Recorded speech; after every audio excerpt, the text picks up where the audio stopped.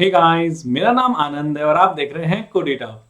आज के इस वीडियो में हम करने वाले हैं सीबीएसई क्लास 10 के आर्टिफिशियल इंटेलिजेंस जिसका सब्जेक्ट कोड 417 उसका सैंपल पेपर 2025-26 का कंप्लीट एक्सप्लेनेशन। ये सिर्फ ये नहीं होगा कि ये क्वेश्चन है ये आंसर है, ये क्वेश्चन है ये आंसर है, बल्कि इवन एमसीक्यू है तो वो कैसे उसका आंसर हुआ या उसी के पैटर्न पे और कौन कौन से क्वेश्चंस हो सकते हैं, ये सारी चीजें होंगी। और इस पर्टिकुलर वीडियो में हम करेंगे सेक्शन ए और ठीक इसके बाद वाली वीडियो में हम करेंगे सेक्शन बी। आपको जैसा कि पता है कि 2 घंटे का समय होता है और 50 मार्क्स होता है, सो ये ऑब्वियसली लोग लास्ट में तैयारी करते हैं।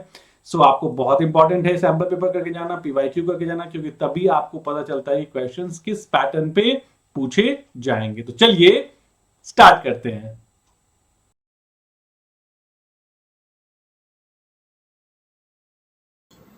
So before moving further, just wanted to tell you कि क्लास 11th और क्लास 12th की बुक मार्केट में आ चुकी है, आनंद सर की बुक, और ये बिल्कुल एग्जैक्टली आपके सिलेबस के पैटर्न पे है। जो जितना आपका सिलेबस है बिल्कुल उतना ही, ना ज्यादा ना कम। ठीक है, तो वो कहते हैं ना कि अगर आप मेरी वीडियोस फॉलो कर रहे हो और साथ साथ अगर ये बुक्स भी फॉलो करोगे तो क्लास 11 और क्लास 12 दोनों है, चाहे वो अमेजन से आप ले लीजिए, चाहे आप फ्लिपकार्ट से ले लीजिए, या अगर आप थोड़ा सस्ता चाहते हैं तो codeitup.in वेबसाइट है, वहां से आप ऑर्डर कर सकते हैं। आपको अच्छा डिस्काउंट वहां पे आपको मिल जाता है। सो अगर मेरी लाइव लेक्चर्स मतलब लेक्चर्स के साथ साथ मेरी वीडियोस के साथ साथ अगर आप इन दोनों बुक्स को भी रेफर करेंगे तो obviously you will be getting more benefited. बहुत बेनिफिट होगा इसमें, आपको हर चीज मिलेगी, question practice notes, everything you will be getting. So please support me.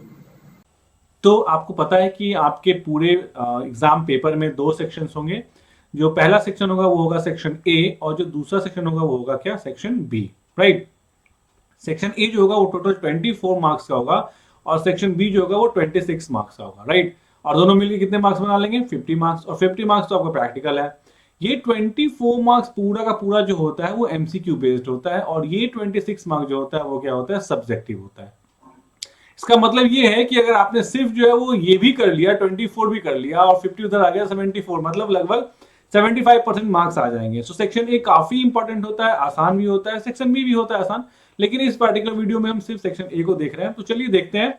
तो सेक्शन ए में क्या है, आपको सिर्फ 4 क्वेश्चन के जवाब देने होंगे। क्वेश्चन नंबर 1 में से 6 पूछे जाएंगे एमसीक्यू, जिसमें से 4 का जवाब देना है। हर क्वेश्चन 1 मार्क का, इसलिए ये क्या होगा, 4 मार्क्स का होगा। जैसे पहला क्वेश्चन है, देखिए, Which type of non-verbal communication is shown by actions like raising hand, यानी हैंड रेज किया ऐसे, ठीक है, to greet, यानी raising hand to greet like this one, right?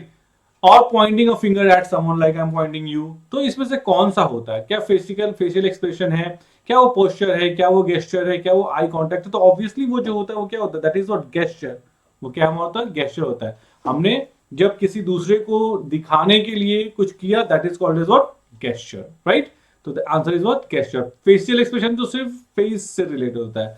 Posture मतलब कोई एक स्टैटिक पोस्चर आपने कर लिया। पोस्चर मतलब जैसे कि जो बॉडी बिल्डर्स होते हैं वो पोस्चर्स होते हैं। राइट, नाउ दूसरा क्या क्वेश्चन है, you take ownership of task. ठीक है, कोई ये काम करने के लिए आप उसकी जिम्मेदारी लेते हो, उसको सिंसियरली कंप्लीट करते हो, रिपोर्ट करते हो उसको। ठीक है, लेट हो गया तो भी बता दो कि सॉरी लेट हो गया। Which of the following best describes this behaviour, कौन सा है? तो ऑब्वियसली सेल्फ अवेयरनेस नहीं, रेस्पॉन्सिबिलिटी, जी बिल्कुल, आप बहुत रिस्पॉन्सिबल इंसान हो, आप जो है वो किसी भी चीज की जिम्मेदारी लेते हो, उसको टाइम पे करते हो, और अगर गलत मतलब डिले भी हो जाता है वो काम तो भी आप उसको सिंसियरली क्या करते हो, रिपोर्ट करते हो। This is what, this is responsibility concept. Right, now next is what, which of the following is not one of the suggested steps to manage emotional intelligence, यानी इमोशनल इंटेलिजेंस को जो है वो क्या करने के लिए, मैनेज करने के लिए क्या होता है? इसमें से ऑप्शन नहीं है, याद रखना, नॉट। तो पहला क्या होता है, making decisions purely based on emotion, ये पहला ही हो गया, ये नहीं होना चाहिए। डिसीजन सिर्फ जो है वो इमोशंस के बेस पे जब होते हैं तो गलत डिसीजन होते हैं। ठीक है, एक बड़ी अच्छी कहावत है कि जो भी आप कोई काम कर रहे हो तो बहुत गुस्से में नहीं करना चाहिए और बहुत खुशी में नहीं करना चाहिए। ठीक है, अगर आपको कोई भी ऐसा डिसीजन लेना है, कोई भी ऐसा लाइफ का डिसीजन लेना है, तो ना ही बहुत खुशी में, ना ही बहुत गुस्से में। आप जब तक नॉर्मल स्टेज में नहीं आ जाते हैं, ना उस खुशी से उबर के वापस नहीं आ जाते हैं या उस दुख से उबर के वापस नहीं आ जाते हैं, तब तक कोई भी फैसला, कोई भी डिसीजन मत लीजिएगा, because that will be leading to bad decision. ठीक है, कभी भी एक नॉर्मल डिसीजन लेना हो, कोई एक अच्छा डिसीजन लेना हो, तो उस समय लीजिए जब आप एक हेल्दी माइंड स्टेट में हो, ना कि बहुत खुश हो। जैसे बहुत खुशी बोल दिया, अरे जाओ मैं तुम्हें 50,000 रुपये दे दूंगा अब वो बंदा सुन लिया आपका 50,000 रुपये के लिए, वो आपकी चमड़ी ले लेगा, ठीक है। तो आपको देना ही पड़ेगा क्योंकि आपने बोला था, तो कमिटमेंट नहीं कर देना कुछ खुश होकर ज्यादा, ठीक है। उसके बाद दुख हो गया, बहुत दुख है, मैं तुझे जान से मार दूंगा, अगर किसी और ने मार दिया उसको तो फिर आप जेल के अंदर जाओगे, है ना। तो this are the things. Now fourth क्या होता है, what is the action called when you place a mouse pointer over a file. यानी एक माउस पॉइंटर को आपने फाइल के ऊपर रखा इन फाइल एक्सप्लोरर में, and it displays the file details. तो आप क्या कर रहे हो, आप क्लिक नहीं कर रहे हो, आप ड्रैग थोड़ी ना कर रहे हो, आप स्क्रॉल थोड़ी ना कर रहे हो, आप क्या कर रहे हो, होवर कर रहे हो। होवरिंग यानी कि उसके ऊपर रखना, होवर करना, ताकि उसका डिटेल्स क्या हो जाए, शो हो जाए। किसी भी फाइल के ऊपर आप कर्सर जब 2-3 सेकंड के लिए रख दोगे तो उसका डिटेल्स क्या हो जाता है, शो कर देता है। That is called as hovering. Clear. Now next question, fifth question, Sanjana open a very small grocery in neighbourhood. चलिए अच्छी बात है, ग्रोसरी शॉप उसने खोला है। Despite competition from nearby stores her business attracts regular customers. बहुत अच्छी बात है, रेगुलर कस्टमर्स उसको मिलते हैं। विद इन अ ईयर, एक साल के अंदर she expanded her store and later open 4 more branches. क्या बात है, चलिए बहुत जल्दी जो है वो एक साल के अंदर उसने 4 और ब्रांचेस ओपन कर लिए। She now plans to expand to 2 more cities. Which stage of the career or entrepreneurship process is she currently in? अभी वो किस प्रोसेस में है। तो ऑब्वियसली जाहिर सी बात है, वो क्या कर रही है, ग्रो कर रही है, रिटायर थोड़ा कर रही है, एंटर थोड़ा कर रही है। एंटर कब कर रही है, जब खोल रही है, वो कोई बिजनेस ओपन कर रही है, ठीक है। और बिजनेस चल नहीं रहा है, फिर भी किसी भी करके किसी तरह बिजनेस को खींच रही है, दैट इज सर्वाइव। बिजनेस चल गया, बहुत अच्छा खासा पैसा कमा लिए, तो अब रिटायर करोगे। लेकिन अभी उसका क्या चल रहा है, ग्रो फेज चल रहा है, क्योंकि वो और भी शॉप्स को खोलना चाहती है, एक्सपेंड कर रही है खुद को। नाउ नेक्स्ट क्या है, 6, donating things we do not use. यानी वैसी चीजों को डोनेट करना जो हम यूज नहीं करते हैं, जैसे क्लॉथ्स को या बुक्स को या फर्नीचर को या फूड को, ठीक है। कौन से सस्टेनेबल डेवलपमेंट गोल में आता है। क्वेश्चन ये कि भैया सस्टेनेबल डेवलपमेंट गोल होता क्या है। तो सस्टेनेबल डेवलपमेंट गोल का मतलब होता है कि हम आज प्रोग्रेस करें, आज हम अपने आप को डेवलप करें, लेकिन हम प्रकृति के साथ भी सामंजस्य बनाए रखें, नहीं प्रकृति नेचर के साथ भी हमारा अच्छा अटैचमेंट हो, ताकि आज की डेवलपमेंट जो है वो ऐसा ना हो कि कुछ दिनों में खत्म हो जाए, ये लगातार बरकरार रहे। यानी हमारे आने वाले जनरेशन को भी इन चीजों का फायदा मिले जो हम यूज कर रहे हैं। ऐसा ना कि सारा पेट्रोल हम पी जाए और बाद में पेट्रोल बचे नहीं, है ना। सारी एयर ऑक्सीजन हम खा जाए और आने वाले जनरेशन ऑक्सीजन के सिलेंडर लेके घूमे। तो ऐसा नहीं करना है, डेवलपमेंट करना है लेकिन अच्छे से करना है। That is called sustainable development goals.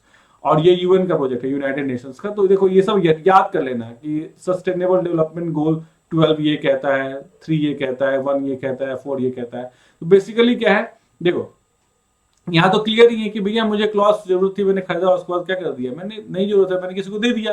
तो ये किस में आता है, SGD 12 में आता है, responsible consumption and production, right. मैंने अपना कंजम्पशन किया और उसको जरूरत पड़ी तो मैंने वापस दूसरे को दे दिया, ठीक है। जैसे SGD 3 क्या कहता है कि गुड हेल्थ और वेलबींग से रिलेटेड है। SGD 1 नो पॉवर्टी से रिलेटेड है। SGD 4 क्वालिटी एजुकेशन से रिलेटेड है, राइट। नाउ ये हमारा क्वेश्चन 1 था जिसका सारा हो गया, ठीक है। Now answer any 5 out of 6 question, यानी कि अब जो सेकंड क्वेश्चन है उसमें भी 5 क्वेश्चन के आंसर देने और टोटल क्वेश्चंस कितने होंगे, 6 होंगे, ठीक है। एक इसमें भी ऑप्शनल है। नाउ फर्स्ट क्वेश्चन क्या कहता है, देखिए फिल इन द ब्लैंक्स है। एमसीक्यूज वगैरह में तो होता है कि आप तुक्का भी लगा लीजिएगा। फिल इन द ब्लैंक्स में जो होता है आपको अगर नहीं पता है तो फिर दिक्कत हो जाती है, तो पता होना चाहिए। कहते हैं with respect to the type of data fed into AI model, ठीक है। एआई मॉडल में हम डेटा डाल रहे हैं। AI models can broadly classified into dash domains। तो डेटा के हिसाब से जो हम डेटा डाल रहे हैं उसके हिसाब से AI जो है वो कितने डोमेन्स में क्लासिफाई किया सकता है। तो it can be divided into 3 parts. कौन कौन सा, सुपरवाइज्ड, अनसुपरवाइज्ड और रीइंफोर्समेंट, ठीक है। ये 3 आप जानते ही होंगे, नहीं जानते हैं तो जान लीजिएगा, पढ़ लीजिएगा इसको अच्छे से। सुपरवाइज्ड का मतलब क्या होता है कि सुपरवाइज मतलब हुआ कि हमने डेटा दिया, उसको उसने लर्न किया और फिर जो है वो काम किया उससे समझ के। अनसुपरवाइज्ड का मतलब क्या होता है, अनसुपरवाइज्ड का मतलब कि डेटा हमने उसे नहीं दिया, उसने खुद का अपना डेटा सेट बनाया, खुद से डेटा सेट बनाया, खुद से सीखा और खुद से किया। रीइंफोर्समेंट का मतलब क्या होता है कि भैया वो जो है खुद से काम कर रहा है, ठीक है, लेकिन जब वो अच्छा काम कर रहा है, रीइंफोर्समेंट की स्पेलिंग गलत हो गई, ठीक है, इनफोर्स FORC, राइट, FORC मतलब रीइंफोर्समेंट का मतलब क्या है कि अगर जैसे कि मान लीजिए आपने एग्जाम में अच्छा काम किया तो आपको पापा आपको शाबाशी देते हैं ना, वेरी गुड बेटा, ना तो वो है रीइंफोर्समेंट। जब गलत काम किया 2 झापड़ देते हैं ना, दैट इज कॉल्ड रीइंफोर्समेंट, यानी कि पेनाल्टीज लेंगे जब आप गलती करोगे और आपको अच्छा मतलब दिया जाएगा गुड कि भैया अच्छा काम आप कर रहे हो, तो इससे हम सीखते हैं, मतलब हमारा मॉडल क्या होता है, सीखता है। तो this is of 3 kinds. Next one is what, assertion and reason based question. Assertion क्या कहता है, वर्च्यू बेस्ड फ्रेमवर्क। देखो अब ये क्या होता है, पहले यही समझ लो, वर्च्यू बेस्ड फ्रेमवर्क जो होता है वो एथिकल चीजों पे ज्यादा फोकस होता है कि एथिकली कोई चीज करेक्ट है कि नहीं है। एथिकली मतलब जैसे कि मान लो आप एथिक्स क्या होता है, एथिक्स का मतलब होता है कि जो सही व्यवहार होता है, दैट इज कॉल्ड एथिक्स।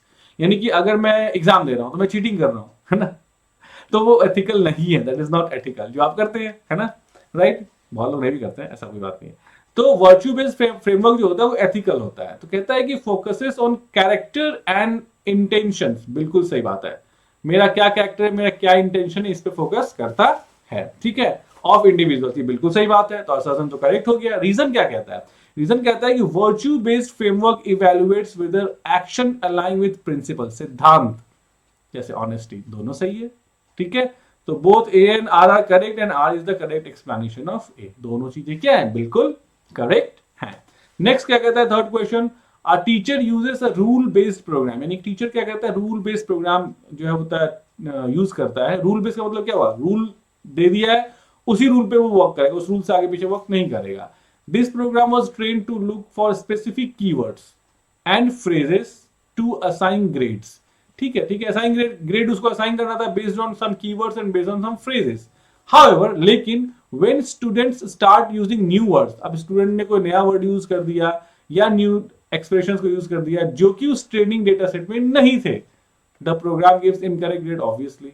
तो क्या प्रॉब्लम थी, what is the most likely reason, तो the rule based program was not trained on enough essay.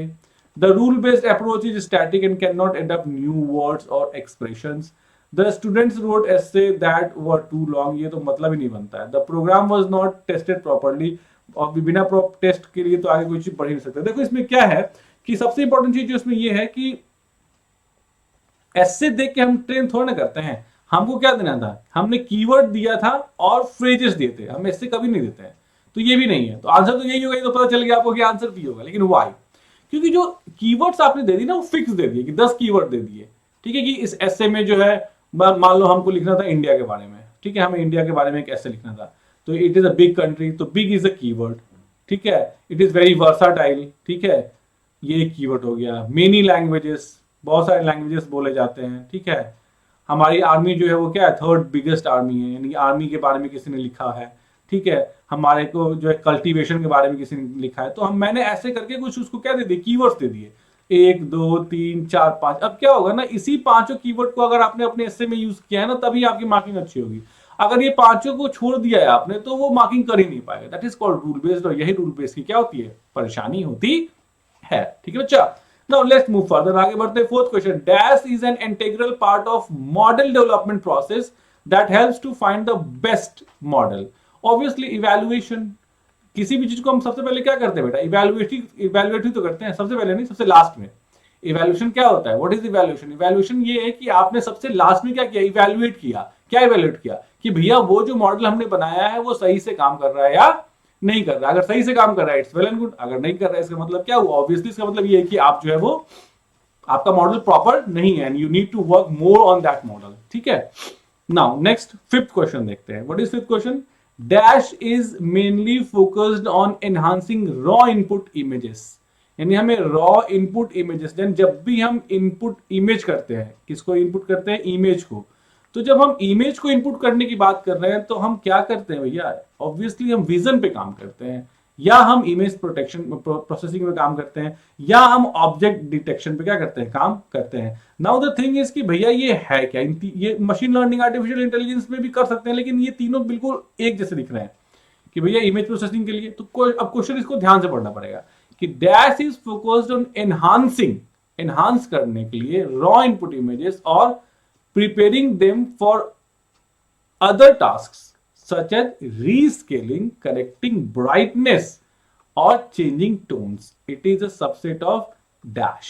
तो अब देखो सबसे बड़ी बात यह है कि हम क्या कर रहे हैं, यहां पे हमें क्या समझना है। देखो हम अगर इमेज को एनहांस कर रहे हैं, ठीक है, यानी कि मान लो ब्राइटनेस, कॉन्ट्रास्ट, जैसे ये स्क्रीन आपको दिख रही है, आप उसकी ब्राइटनेस बढ़ाते हो, कॉन्ट्रास्ट बढ़ाते हो, तो एग्जैक्टली आप क्या कर रहे हो, आप इमेज को प्रोसेस कर रहे हो, है ना, यानी कि जो इमेज आपके सामने है, ठीक है, उसको आप प्रोसेस कर रहे हो, उसको बड़ा करके छोटा करके देख रहे हो, that is called image processing.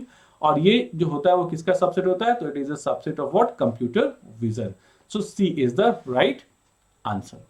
Now, next, state true or false. In natural language, it is important to understand that a word can have multiple meaning. बिल्कुल सही बात है, हो सकता है, and the meaning fit into the statement according to the context of it. बिल्कुल, कोई भी, ये तो नॉर्मल है, अगर आप इंग्लिश भी जानते हैं तो पता है कोई भी वर्ड जो होता है वो क्या होता है, that depends upon the context. जैसे लव है, प्यार है, तो माँ के लिए अलग प्यार होगा, ठीक है, और पत्नी के लिए अलग प्यार होगा, पिता के लिए अलग प्यार होगा, तो लव तो है, और देश के लिए एक अलग किस्म का प्यार होगा, है कि नहीं। तो मतलब क्या है कि वर्ड तो वही है लव, लेकिन उसका कॉन्टेक्स्ट जब अलग अलग है तो उसका मीनिंग भी क्या होता है, अलग अलग होता है। This statement is what, true, that's it. Next question, फिर से थर्ड क्वेश्चन आया, 5 देने हैं 6 में से जवाब, यानी कि टोटल क्वेश्चन 6 होंगे जिसमें से आपको 5 क्वेश्चन के जवाब देने हैं। देखते हैं क्या होता है।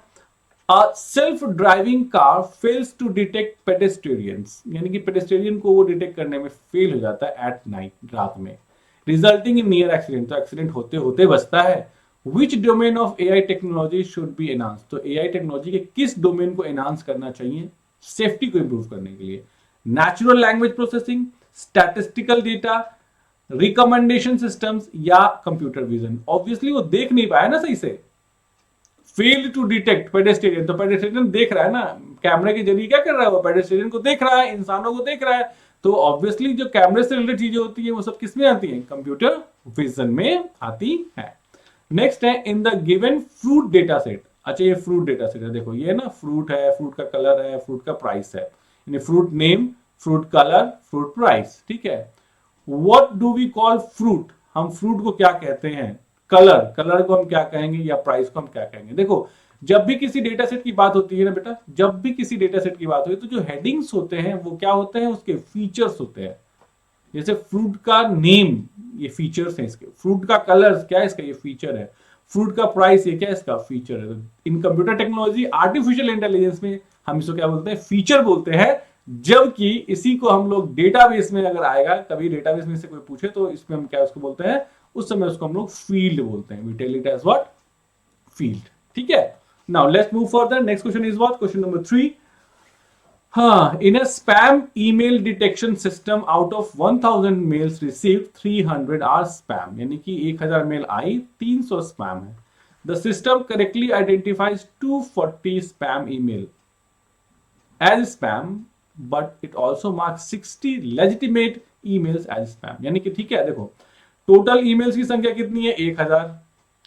अब हमने जो सिस्टम बनाया है उस सिस्टम ने कहा 300 जो है वो क्या है, स्पैम है, जबकि 60 सही थे, यानी एक्चुअल जो स्पैम था वो कितना था, 240 थे, 240 वाज द एक्चुअल मतलब स्पैम, 60 हमारा गलत हो गया और 300 वर इन टोटल। अब क्वेश्चन क्या कहता है, what is the precision of the system, तो ये जो गड़बड़ी हुई है, देखो कभी भी हम प्रिसीजन क्या होता है, प्रिसीजन इज समथिंग लाइक कि क्या आपका सिस्टम एक्यूरेसी लेवल क्या, what is the accuracy level of the system develop, ठीक है।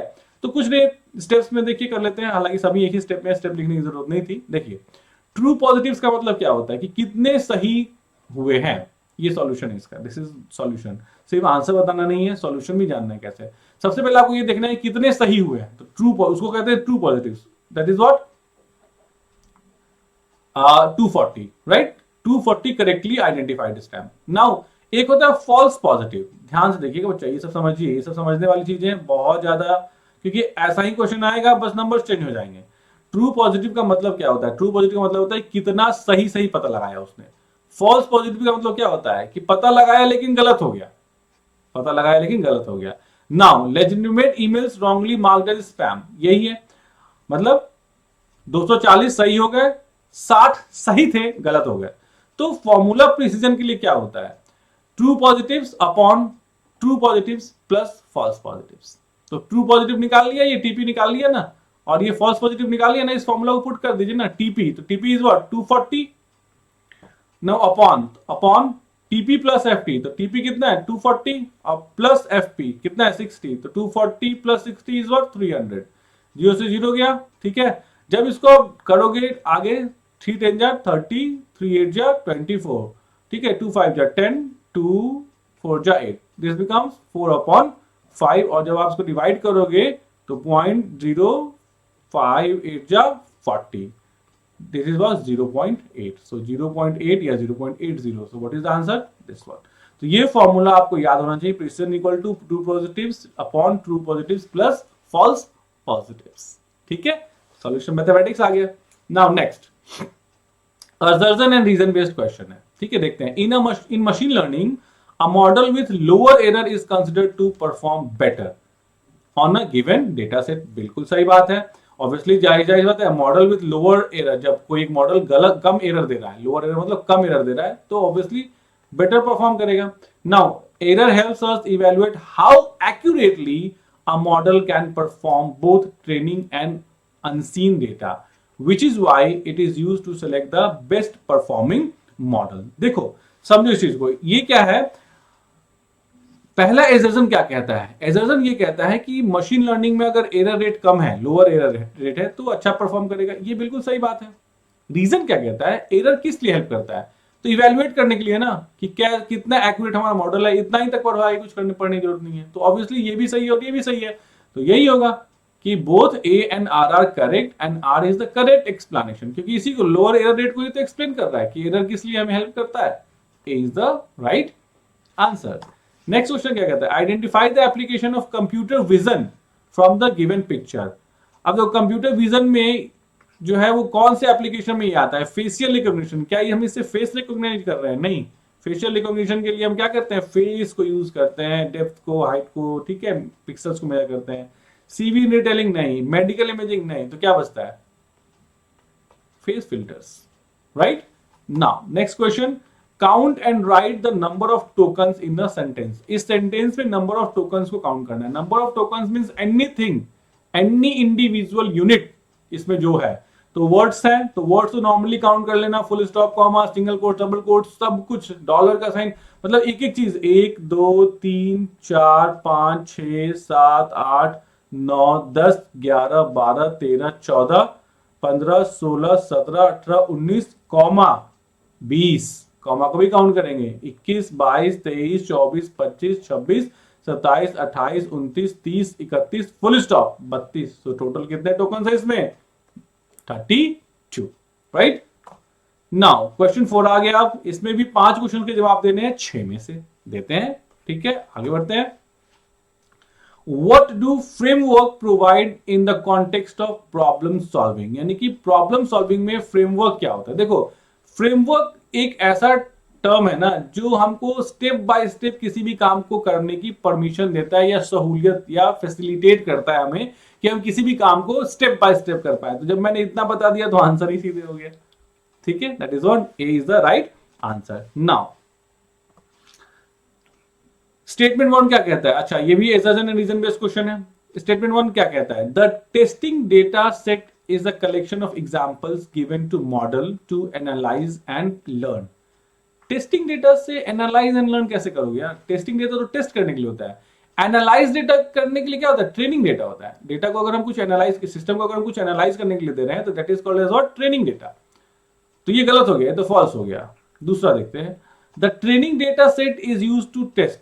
अच्छा इसने उल्टा कर दिया, यहाँ पे टेस्टिंग को ट्रेनिंग कर दिया और ट्रेनिंग को टेस्टिंग कर दिया, तो ये भी गलत है, क्योंकि ट्रेनिंग डेटा से टेस्ट नहीं होता है, ट्रेन करते हैं हम मशीन को, क्या करते हैं, ट्रेन करते हैं।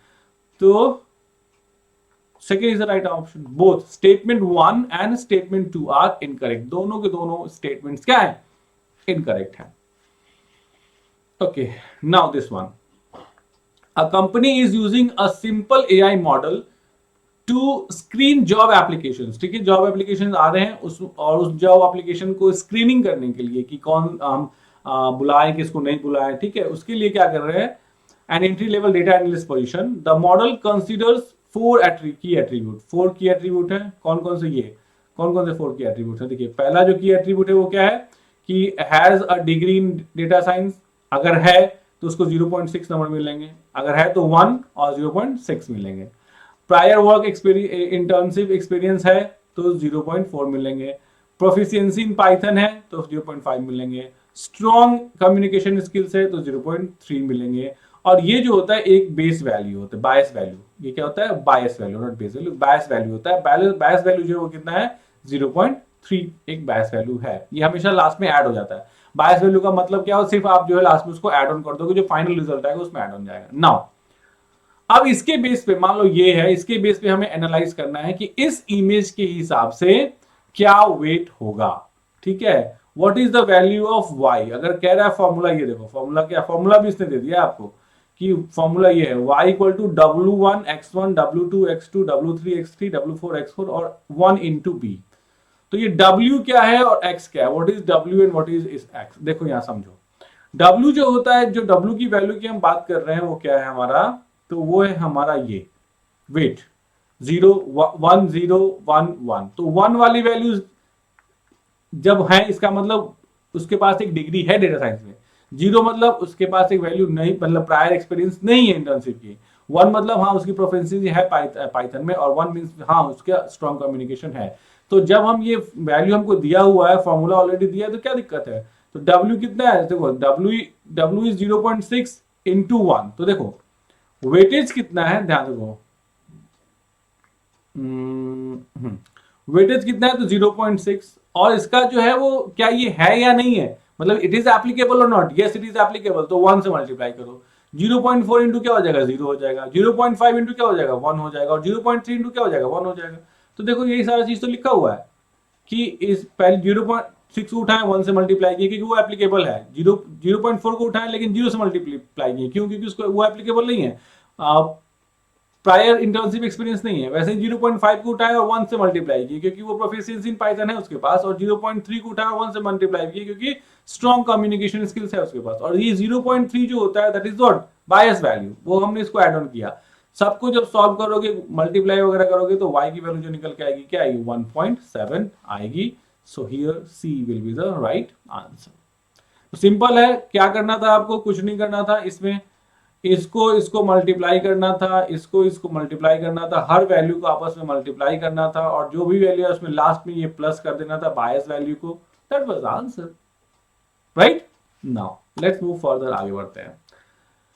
नेक्स्ट क्वेश्चन क्या कहता है? तो नेक्स्ट क्वेश्चन कहता है why is it not recommended to evaluate a machine model using the same data. अरे भाई साहब, सेम डेटा से ही अगर जिस डेटा से आपने उसको ट्रेनिंग की दी है उसी डेटा से इवैल्यूएट करोगे तो खुश हो जाएगा। मतलब ये तो वही हाल हो गया कि आपने जो पढ़ा है वही एग्जाम में आ जाए सेम, तो आप कुछ ज्यादा ही खुश नहीं हो जाने वाले हो, बहुत भयानक खुश हो जाने वाले हो ना। ठीक है, तो हाँ ये डी हो जाएगा ना। It may lead to overfitting and give an overly optimistic accuracy. मतलब 100 में से 100 आ जाएंगे फिर तो। ठीक है, नाउ फिफ्थ क्वेश्चन क्या कहता है? The numbers 1280 into 1024, 9020 into 1080, 640 into 480, ठीक है, represent the number of pixels. बिल्कुल सही बात है। What is the correct term? तो इसको हम लोग क्या कहते हैं? What we tell it is called as what? Resolution. हमारे लैपटॉप में ये स्क्रीन है, इस स्क्रीन का रिजोल्यूशन होता है। जो वीडियो आप देख रहे हैं उस वीडियो यानी ये यूट्यूब वीडियो में जो रिजोल्यूशन देख रहे हैं आप कम रिजोल्यूशन देखोगे तो पिक्चर क्वालिटी कम होगी, हाई रिजोल्यूशन देखोगे तो हायर क्वालिटी पिक्चर क्वालिटी अच्छी होगी। ठीक है, नेक्स्ट सिक्स क्वेश्चन क्या कहता है? Identify the application of NLP shown in the given picture. इस पिक्चर में एनएलपी, अच्छा ये देखो ये घेर के बता रहे हैं कि ये क्या है, ये वाला जो है वो क्या हो रहा है? तो ऑटो जनरेटेड कैप्शन। देखो ऑब्वियसली इमेज का ये क्या होता है? कैप्शन होता है ना, और ये कैप्शन क्या है? ऑटोमेटिकली जनरेट हुआ है। ये कैप्शन को स्पेशली क्यों दिखा रहा है? क्योंकि ये कैप्शन जो है ऑटोमेटिकली क्या हुआ है? जनरेट हुआ है। कैप्शन मतलब name of the image, image के नेम को हम लोग क्या कहते हैं? कैप्शन कहते हैं। ठीक है, now let's move for question 5। 6 में से कितने का जवाब देना है? 5 का जवाब देना है। हर क्वेश्चन में आपको एक ऑप्शन मिल रहा है। नाउ नेक्स्ट क्या है? You are deciding to donate to a charity. ठीक है, मुझे कुछ देना है, दान करना है। One recipient is local school, यानी बगल में कोई एक लोकल स्कूल है मेरे, मैं वहां पे डोनेट करने की सोच सकता हूं, या एक स्कूल है जो दूसरे कंट्री में है। Which factor might unconsciously influence your decision. अब भाई मेरे को डोनेट करना है, मैं दूसरी कंट्री में जाकर डोनेट करूं, बगल में कर दूं। हम ये अपने आप मेरे दिमाग में आ जाता है, कुछ नहीं है इसमें हम प्लान करते हैं कि हम उसको दे नजदीक वाले, तो अपने आप आपके पास कोई जो दुकान होगी, जो सबसे नजदीक वाली दुकान होगी, आप हमेशा वहीं जाएंगे। मतलब ये रहता है कि नजदीक है तो हो जाए, इर्रेस्पेक्टिव होगी वो बहुत बकवास किस्म का आदमी नहीं हो, है ना, आप हमेशा नजदीक वाले में जाएंगे। थोड़ा नहीं कि अगर आप मान लो घर के बगल में कोई प्रिंटर की दुकान है जहां से आप कुछ प्रिंटिंग कर सकते हो, कुछ पेपर प्रिंट कर सकते हो, और कोई वहां पे 1 किलोमीटर दूर है तो वहीं नहीं, हम वहीं जाएंगे। हाँ, वहां कब जाओगे, जब सस्ता हो, बहुत ज्यादा पेपर्स निकालने हो तो जाओगे, राइट। तो इसका मतलब क्या है, लोकेशन ऑफ द रेसिपिएंट बहुत मैटर करता है, ठीक है, कि कहां हमें जाना है, ठीक है। नाउ नेक्स्ट सेकंड क्वेश्चन क्या कहता है, a house was predicted to cost this one, ये कॉस्ट होनी चाहिए थी, but actual selling price was this one, यानी ज्यादा में बिक गया, प्रेडिक्शन तो इतना था जबकि ज्यादा। What is the error rate, error rate क्या है, देखो इसके पहले जो हमने निकाला था वो क्या था, दैट वाज प्रिसीजन, वो क्या था हमारा, प्रिसीजन था ना। चलो एक बार देख लेते हैं ना, ये this is what our precision. Now यहां पे क्या बोल रहा है, यहां पे ये कह रहा है कि आपको क्या निकालना है, तो here you have to find what, error rate. तो एरर रेट क्या होता है, व्हाट इज एरर रेट, तो एरर रेट का मतलब क्या होता है, actual minus prediction upon actual. Actual क्या आया, जो प्रेडिक्शन था उसको माइनस कीजिए, तो क्या हुआ, एक्चुअल प्राइस कितनी थी जो बिकी, 4,88,000 में एक्चुअल प्राइस है जो बिकी, प्रेडिक्शन कितना था, 4,53,000 था।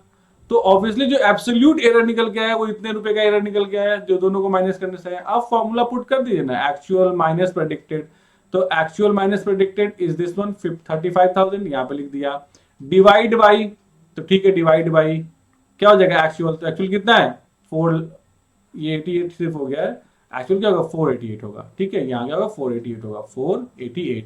जो आप उसको सॉल्व करेंगे तो 0.71 ये आएगा, ठीक है, इसको राउंड ऑफ करेंगे, ठीक है, तो 71 के बाद ये जो डिजिट है वो क्या है 5 से बड़ी है, इसलिए एक से क्या हो जाएगा इंक्रीज हो जाएगा, 0.072 नहीं है तो 71 ही है, तो यही रखेंगे हम, बी आंसर रखेंगे, ठीक है। 71 तक ही ले लिया, इसलिए राउंड ऑफ नहीं किया, दोनों आंसर सही था, जो मर्जी आप आंसर कीजिए।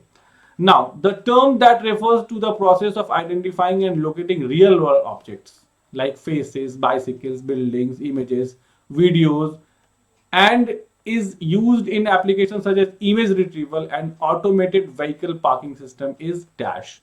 इन सारी चीजों को क्या करना है, रिकॉग्नाइज करना, क्या कहलाता है, image classification, image segmentation, object detection या फीचर एक्सट्रैक्शन। तो देखो ये क्या, ये चीजें क्या ऑब्जेक्ट है, ये चीजें क्या होती है, ऑब्जेक्ट होती है, इमेज थोड़ी ना होती है, ऑब्जेक्ट। जैसे कि रास्ते पे जो भी चीजें मिल रही है that is what object, so that's why it is known as what object detection, right. Now fourth question कहता है, dash is the outcome of the model wrongly predicting the negative class as positive class, ठीक है, true positives, false positives, अभी पढ़ा था हमने, तो थोड़ा सा दिमाग लगाओ और बताओ क्या होगा। ऑब्वियसली हम क्या कह रहे हैं, is the outcome of model wrongly predicted, तो रॉन्गली मतलब फॉल्स पॉजिटिव, तो यहां आपका आंसर क्या होगा, फॉल्स पॉजिटिव, ध्यान रखना, रॉन्गली, अगर ट्रू मतलब करेक्टली प्रेडिक्टेड तो क्या होगा, ट्रू पॉजिटिव, है ना। नाउ फिफ्थ क्वेश्चन क्या कहता है, which type of bot is easy to create, कौन सा बॉट जो है वो आसान है क्रिएट करने में, work based on pre written instructions, पहले से रिटन इंस्ट्रक्शंस पे, इज मोस्टली फ्री, फ्री भी है, इजी टू इंटीग्रेट भी है with messaging platforms, requires little और नो लैंग्वेज स्किल्स। सबसे आसान कौन सा बॉट होता है इसमें से, script bot, smart bot, cleaning bot और टैल बॉट। देखो स्क्रिप्ट बॉट जो होता है it is always easy, script लिख दिया है, जो स्क्रिप्ट आपने लिखा है उसी स्क्रिप्ट में वो चलेगा, ना आगे ना पीछे, और सबसे आसान होता है। Now sixth question, what are the stemmed and lemmatized word forms of flies। देखो स्टेमिंग में क्या होता है ना, स्टेमिंग में जब वर्ड को बस छोटा कर देता है, फ्लाई कर दिया, जबकि लेमिटाइजेशन में तो क्या होता है कि वर्ड को छोटा करता है लेकिन ग्रामेटिकल रूल के तहत करता है, तो फ्लाई कर दिया, क्योंकि फ्लाई इज करेक्ट वर्ड, ये करेक्ट वर्ड नहीं है, लेकिन फिर भी स्टेमिंग में ही होगा। स्टेम का मतलब क्या होता है, कटनी छटनी कर दिया कैसे भी सोच के, लेकिन लेमिटाइजेशन में क्या होता है कि जब कटनी छटनी करता है तो उस वर्ड के ओरिजिनल फॉर्म में उसको क्या करता है, चेंज करता है। तो yes, D is the right answer, ठीक। Okay, so finally we have concluded our section A of artificial intelligence sample paper for 2025-26 student. याद रखिए बोर्ड एस्पिरेंट्स, आपके लिए एग्जाम में सैंपल क्वेश्चन पेपर और प्रीवियस ईयर क्वेश्चन पेपर करके जानना निहायत ही जरूरी होता है, क्योंकि तभी आपको पता चलता है कि बोर्ड में कैसे क्वेश्चंस पूछे जाएंगे। तो ठीक,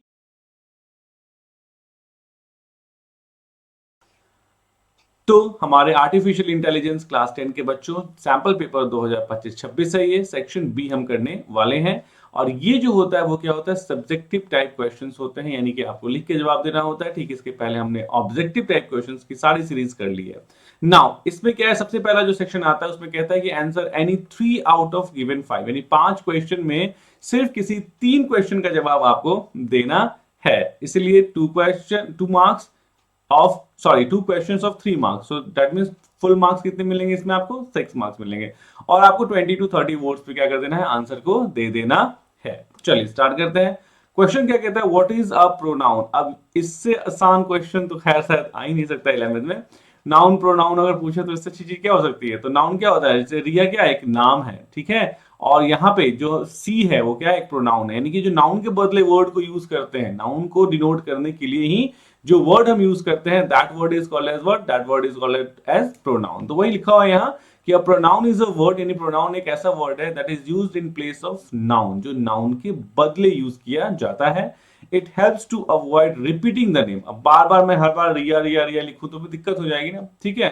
तो it helps to avoid repeating the same noun again and again. बार बार हम यहाँ पे से लिखते, फिर Riya studies daily, Riya is a good girl, Riya is the best student of his class, तो हर क्लास, तो इस तरीके से बार बार रिया लिखना इज नॉट गुड। सो हम क्या यूज करते हैं उसके बदले, सी को यूज करते हैं। Pronouns make sentences shorter and easier to understand, यानी प्रोनाउंस क्या करते हैं, हमारे सेंटेंसेस को आसान बना देते हैं। जैसे मैंने यहाँ लिख दिया, ये एग्जाम्पल भी देना होता है आपको, और मैंने यहाँ लिख दिया here she is a pronoun used instead of Riya, यानी कि रिया के बदले हमने क्या यूज किया है, सी को यूज किया है। Now let's move to the next question, question number 7। List 4 steps of build self motivation. Steps मतलब आपको लिखने हैं 4 स्टेप्स लिखने हैं जिससे आप सेल्फ मोटिवेशन को बिल्ड कर सके।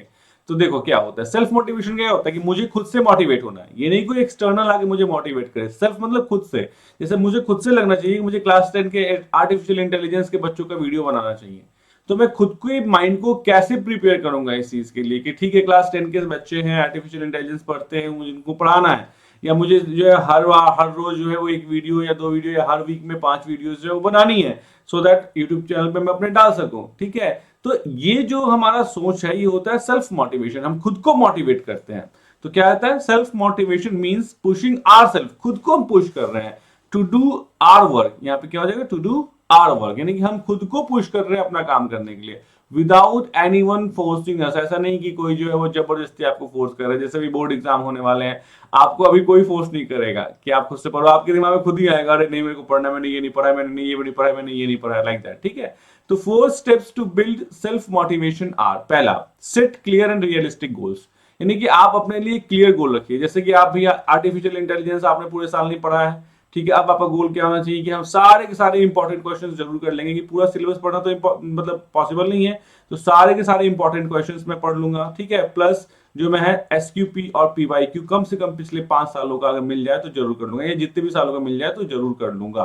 तो ये आपने एक रियलिस्टिक गोल तय किया, ठीक है, क्लियर भी है आपको कि मुझे इंपॉर्टेंट क्वेश्चन सारे कर लेने हैं, मुझे एसक्यूपी और पीवाईक्यू भी कर लेना है। नाउ थिंक पॉजिटिवली, हाँ हो जाएगा, ऐसा नहीं कि नहीं यार इतना कुछ कैसे होगा, नहीं हो जाएगा, don't worry, and believe that you can achieve this. और आप बिलीव कीजिए, खुद पे बिलीव नहीं करोगे तो कैसे होगा, आपको अपने आप पे बिलीव नहीं रहेगा तो कौन आप पे बिलीव करेगा, ठीक है। Next, make a proper plan and follow it regularly, एक प्लान बनाइए इसके लिए, जो भी आपको अचीव करना है गोल, ये 2 गोल है आपके, इसको अचीव करने के लिए प्रॉपर प्लान बनाइए कि ठीक है मैं सुबह इतने बजे उठूंगा, फिर मैं पहले एक एसक्यूपी करूंगा, फिर मैं एक पीवाईक्यू करूंगा, इस तरीके से जो भी प्लान आपके दिमाग में आता है वो सेट कीजिए। और लास्ट में reward yourself after completing your task and stay encourage, खुद को जो है वो रिवार्ड दीजिए, खुद को क्या कीजिए, रिवॉर्ड दीजिए। जैसे मैं खुद को कैसे रिवॉर्ड देता हूं, जैसे अभी आपके बोर्ड एग्जाम है, ठीक है, क्लास 10th के, तो चलो बच्चों में ज्यादा मुझे टेंशन नहीं होती, लेकिन जब क्लास 12th के बच्चों की सीएस की एग्जाम होती है, कंप्यूटर साइंस की एग्जाम होती है, तो लगभग 12 से 13 दिन जो है वो मुझे लगातार जो है वो क्या करना होता है, लाइव करना होता है, वीडियोस पे वीडियो डालने होते हैं, ठीक है। तो जब 12वां 13वां दिन जब होता है, जैसे ही जिस दिन एग्जाम खत्म होता है, मैं निकलता हूँ टूर पे, खुद को रिवॉर्ड देता हूँ, हाँ आनंद तुमने बहुत अच्छा काम किया है, चलो आप थोड़ा सा टूर पे घूम फिर के आते हैं, right. So this is the question number 7. Let's move to the question number 8. Security break is leakage of information stored in computer. Obviously, अगर आपके कंप्यूटर में कोई information store था और वो लीक कर गया, that is called as what? Security break. ठीक है? Now, explain two ways in which personal information can be lost or leaked. दो तरीके बताइए जिससे जो है पर्सनल इंफॉर्मेशन आपकी लॉस्ट हो सकती है या लीक हो सकती है, राइट। आंसर क्या है? अ सिक्योरिटी ब्रीच मींस, यानी सिक्योरिटी ब्रीच जो होता है, देखो सिक्योरिटी ब्रेक और सिक्योरिटी ब्रीच, ब्रेक मतलब भी वही है लगभग, ब्रीच मतलब भी वही होता है लगभग, वही मानो। तो ब्रीच मतलब कि कोई अनऑथराइज्ड एक्सेस ले लिया आपके कंप्यूटर का और आपका डेटा क्या कर लिया, चोरी कर लिया। तो a security breach means when personal और important information stored in a computer gets accessed by unauthorized people, यानी कि आपके कंप्यूटर को कोई ऐसा बंदा एक्सेस कर लिया जिसको उसकी परमिशन नहीं थी, तो that is called as what, that is called as security break या सिक्योरिटी ब्रीच, दोनों कहते हैं। Now personal information can be lost और लीक्ड इन टू वेज, दो तरीके से पर्सनल इंफॉर्मेशन लीक हो सकते हैं या लॉस्ट हो सकते हैं। जो सबसे पहला तरीका होता है हैकिंग, किसी ने आपके सिस्टम को हैक कर लिया। When hackers break into computer system and steal data like password, bank detail, personal information, that is called as what? Hacking. Next second क्या होता है, फिशिंग और मालवेयर। देखिए मालवेयर आजकल बहुत कॉमन प्रैक्टिस होता है। मालवेयर से क्या करते हैं, कुछ एक सस्पिशियस कोड आपके सिस्टम में इंजेक्ट कर देता है, एक्चुअली किसी फाइल में वो इंजेक्ट कर देंगे एक कोड, जो कोड क्या करेगा, आपके पूरे डेटा को ही एक अजीब अजीब सा जो है वो शेप दे देगा और फिर वो डेटा मतलब आपका पूरा वो इंफॉर्मेशन बेकार हो जाता है, ठीक है। और फिशिंग मतलब click here to win $1000, click here to win $2000, आपको एक ईमेल आएगा कि आप जो है वो इतने डॉलर जीत गए हैं, अगर आप इस पैसे को क्लेम करना चाहते हैं तो यहाँ पे क्लिक करें, बस आप क्लिक कीजिए, पैसे जीत जाएंगे आप, ठीक है। तो when a person clicks on fake links, जब आप फेक लिंक्स पे क्लिक करते हैं या कोई डाउनलोड, कोई ऐसा फाइल डाउनलोड करते हैं जिसके बारे में आप जानते ही नहीं थे, that is called as what, phishing, ठीक है। Which can steal personal information, तो कभी भी कोई ऐसे लिंक पे क्लिक मत कीजिए, कोई ऐसा ऐप मत डाउनलोड कीजिए जिसकी बारे में आपको कोई अच्छे से जानकारी नहीं है, right.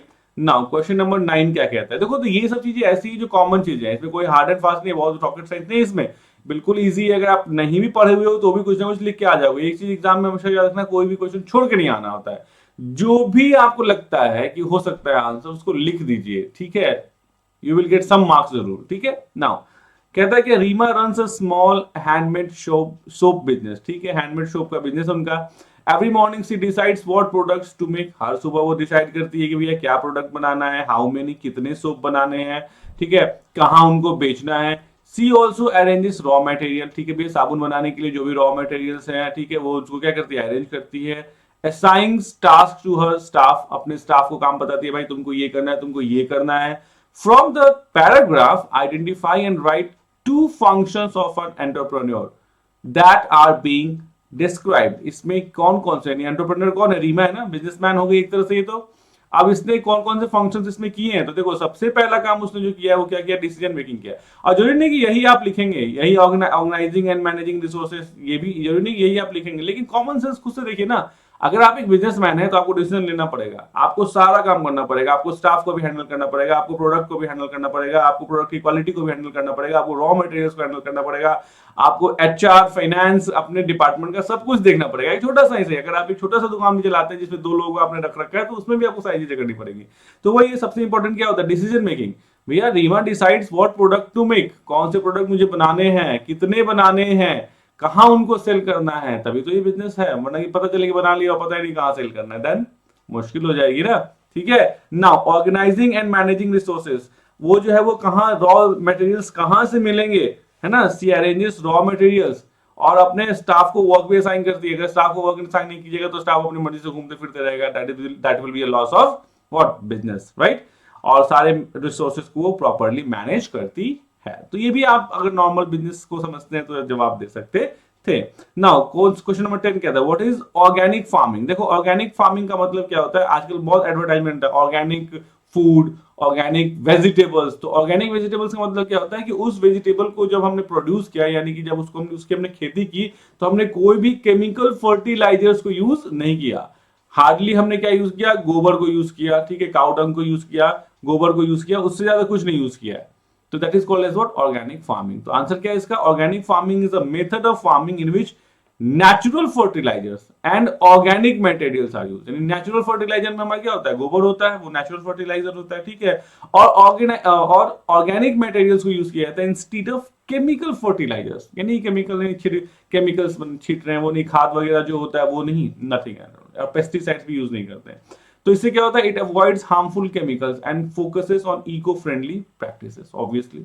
Now two benefits of organic farming. Organic चीजें बहुत महंगी मिलती है क्योंकि उनको उपजाना बहुत मुश्किल होता है ना। आप खाद डाल के, पेस्टिसाइड डाल के बहुत अच्छे से बड़े बड़े, इतने बड़े बड़े गोभी जो देखेंगे ना आपको, है ना, मार्केट में समझ जाना खूब सारा खाद डाला गया, और छोटे गोभी देख के आप उसको इग्नोर कर देते हैं, अरे यार ये गोभी बेकार है। नहीं, वही सही होता है भाई साहब, क्योंकि इतना बड़ा दिख रहा है ना, तो खूब खाद पानी डाला गया है, खूब सारा, तो आप खाद ही खाते हैं एक तरह से, urea, that is called Hindi में, इंग्लिश में यूरिया, ठीक है। नाउ तो क्या बेनिफिट्स है ऑर्गेनिक फार्मिंग के, तो it produces healthy and chemical free food, obviously healthy होता है और केमिकल फ्री होता है। दूसरा, सॉइल भी आपका, नहीं, आपकी जो भूमि होती है उर्वरा होती है, उर्वरक होती है, मतलब आपकी भूमि पे ज्यादा प्रेशर नहीं पड़ता है। पता है, जमीन में आप डाले जा रहे हैं, खाद पे खाद डाले जा रहे हैं, पेस्टिसाइड डाले जा रहे हैं, तो जमीन भी तो एक दिन रोएगी ना, मुश्किल हो जाएगी उस दिन, ठीक है। हमारा इन्वायरमेंट भी प्रोटेक्ट होता है। नाउ द नेक्स्ट सेक्शन कहता है answer any 4 question out of 6 question. तो देखो सबसे बड़ी बात क्या है ना, आपके पास ऑप्शंस रहेंगे, यू विल हैव ऑप्शंस। तो अब बस आप ये जानिए कि उन ऑप्शंस को आप कैसे यूटिलाइज करेंगे, ठीक है। नाउ तो ये 20 से 30 वर्ड में ये फिर है। देखो जरूरी नहीं कि 20 से 30 वर्ड का मतलब स्ट्रिक्टली 20 से 30 है, लेकिन 40-50 में खत्म कर लो, वाइंड अप कर लो। तो 2 जो है वो नंबर के क्वेश्चन होंगे, हर क्वेश्चन 4 क्वेश्चन देने हैं आपको जवाब, तो आपको कितने मिलने वाले हैं, 8 नंबर मिलने वाले हैं। Now let's move to the next question, that is question number 11। क्या कहता है क्वेश्चन नंबर 11 कि what do you do in the second and third stages of AI project cycle. अब मैं अगर इसमें सिर्फ आपको सेकेंड और थर्ड बता दूं, और मान लीजिए एग्जाम में जो है वो 4th और 5th आ जाए, 1st और 5th आ जाए, तो क्या कीजिएगा, दैट मींस आपको लिखना एग्जाम में इतना ही है, सेकेंड एंड थर्ड पूछ रहा है ना, तो ये है, दिस इज योर आंसर, ये B and C, that's it. Exam में आपको ये लिखना है, लेकिन फिर भी आपको मैंने इनके अलावा ये सभी पढ़ा दिया। तो पहले मैं इस क्वेश्चन का जवाब दूं, तो आप इसका जवाब कैसे लिखिएगा, तो कि the second and third stages of an AI project cycle are, second stage is what, data acquisition, यानी कि in data acquisition we collect data, यानी कि डेटा को पहले आपको कलेक्ट करना पड़ेगा डिफरेंट सोर्सेस से, ठीक है। जैसे बहुत सारे सर्वे आते हैं, बहुत सारी वेबसाइट से आप डेटा कलेक्ट कर सकते हैं, और डेटाबेस से, मतलब आपके पास डेटा आना चाहिए, क्योंकि आपका एआई मॉडल किस पे काम करेगा, डेटा पे ही। तो जब तक आप उसको ट्रेन नहीं करेंगे, उसको ट्रेनिंग नहीं देंगे, जैसे मैं आपको ट्रेनिंग नहीं दूंगा, तो आप फिर क्या है, आप एग्जाम में कैसे लिखिएगा, आपके टीचर आपको ट्रेन करते हैं, ठीक है, राइट। नाउ दूसरा होता है डेटा तीसरा जो होता है, तीसरा स्टेप जो होता है डेटा एक्सप्लोरेशन। डेटा एक्सप्लोरेशन में क्या होता है, हम एक्सप्लोर करते हैं डेटा को। अच्छा, हम अब जैसे कि मान लीजिए मैं आपको पढ़ा रहा हूं, तो अब आप एक्सप्लोर करेंगे कि ये जो आनंद से पढ़ा रहे हैं वो सही पढ़ा रहे हैं कि नहीं पढ़ा रहे हैं, अच्छा से पढ़ा रहे हैं कि नहीं पढ़ा रहे हैं, इनका कंटेंट में दम है कि नहीं है। अगर है तो वो कंटेंट आप रखेंगे, नहीं है तो आप किसी दूसरे टीचर को ढूंढेंगे कि नहीं आनंद सर अच्छा नहीं पढ़ा रहे हैं, चलो दूसरे टीचर के पास चलते हैं, ये बेकार है, टाइम पास हो रहा है, लाइक दैट, ठीक है। तो वही है, डेटा एक्सप्लोरेशन में क्या करते हैं, we study and analyse the collected data, यानी जो हमने डेटा कलेक्ट किया है सेकेंड फेज में, उसको हम एनालाइज करते हैं और कुछ पैटर्न्स फाइंड करने की कोशिश करते हैं कि भैया मेरा काम चल जाएगा, 10th में अच्छे से पढ़ तो लूंगा, एरर्स ऐसा तो नहीं कि मैं पढ़ लूंगा कुछ हुआ ही हो ही नहीं, ठीक है। और हम इसको प्रॉपर क्या करते हैं, तैयार करते हैं। जैसे कि अगर आपको लगता है कि नहीं सब कुछ ठीक है, डेटा जो है वो सही हो रहा है, तो फिर आप उसके नोट्स बनाने शुरू कर देते हैं, नहीं सही से आंसर पढ़ा रहे हैं, राइट। अब आता है पूरा स्टेप्स। तो पूरे स्टेप में सबसे पहला जो स्टेप होता है वो होता है प्रॉब्लम स्कोपिंग। पहले आपको ये देखना होता है कि मेरी प्रॉब्लम क्या है। तो जैसे अभी आगे एग्जाम्पल में मैं आपको समझाऊं, तो अभी आपकी प्रॉब्लम क्या है, भैया मैंने पूरे साल एआई पढ़ा ही नहीं है, अब कैसे होगा भाई, अब एआई तो पढ़ूंगा ही नहीं, पढ़ा ही नहीं है, बोर्ड के एग्जाम आने वाले हैं, क्या करूं।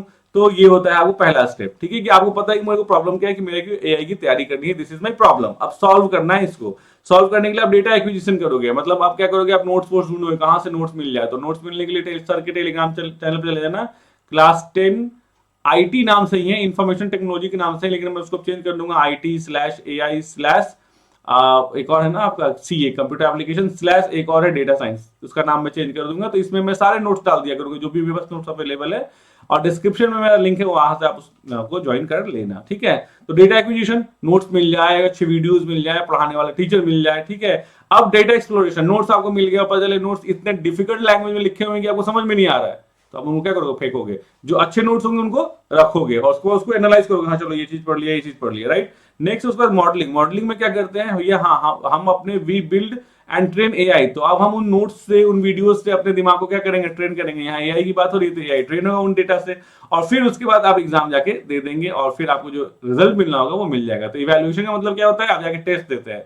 तो वैसे ही हमारा एआई मॉडल क्या करता है, टेस्ट देता है। भैया ठीक है, हमने आपको डेटा दिया, आपने उस डेटा को समझा, उस डेटा को एक्सप्लोर किया, उसकी मॉडलिंग की, यानी कि खुद को ट्रेन किया उससे। अब आप टेस्ट दो कि आपने कितना समझा और क्या क्या समझा, right. This is called as what, evaluation.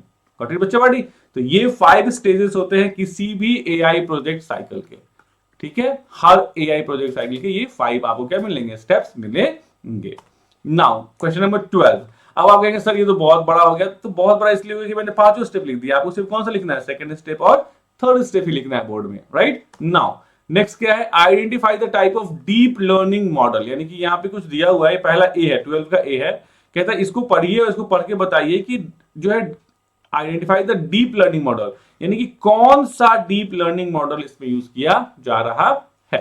देखिए, तो this deep learning model processes input images, यानी कि एक ऐसा आपको ढूंढना है, आपको बताना है वो नाम, वो डीप लर्निंग मॉडल का नाम जो इमेजेस को प्रोसेस करता है by learning to assign important, यानी वेट्स और बायसेस। अब ये देखिए, वेट्स क्या होते हैं और बायसेस क्या होते हैं। देखो इसको हालांकि समझने के लिए नीचे मैंने लिखा हुआ है, उसको उस समय समझेंगे। फिलहाल इतना जानिए कि मुझे इमेज को प्रोसेस करने वाले डीप लर्निंग मेथड का नाम बताना है जो वेट्स और बायसेस को यूज करता है, ठीक है, to various features in the image, ठीक है, allowing it to distinguish one object from other, यानी कि ऑब्जेक्ट्स को डिफाइन करने के लिए कि भैया ये कौन सा ऑब्जेक्ट है, ये कौन सा ऑब्जेक्ट है, ठीक है। तो आंसर है, इस तरह का जो डीप लर्निंग मेथड होता है उसको कहते हैं CNN। CNN का फुल फॉर्म होता है कन्वोल्यूशनल न्यूरल नेटवर्क, ठीक है, ये इसका फुल फॉर्म होता है, ये डीप लर्निंग का नाम है। तो ये रट लीजिएगा कि इमेज प्रोसेसिंग से रिलेटेड कोई डीप मॉडल है तो that is what, convolutional neural network. Now अब ये होता क्या है, तो CNN is mainly used for processing images, यानी कि CNN मॉडल जो यूज किया जाता है वो इमेज प्रोसेसिंग के लिए यूज किया जाता है। It learns different features of an image by assigning weights and biases. हर मतलब इसलिए कैसे लर्न करता है, कैसे समझता है, तो वेट्स देता है और बायसेस देता है। अब वेट्स और बायसेस का मतलब क्या होता है, थोड़ा सा एक एग्जांपल समझा दूंगा तो वो बड़े मजे से समझ में आ जाएगा, क्योंकि हो सकता है कि पूछ दे कि भैया डीप लर्निंग मेथड में यानी CNN में वेट्स क्या होते हैं और बायसेस क्या होते हैं, राइट।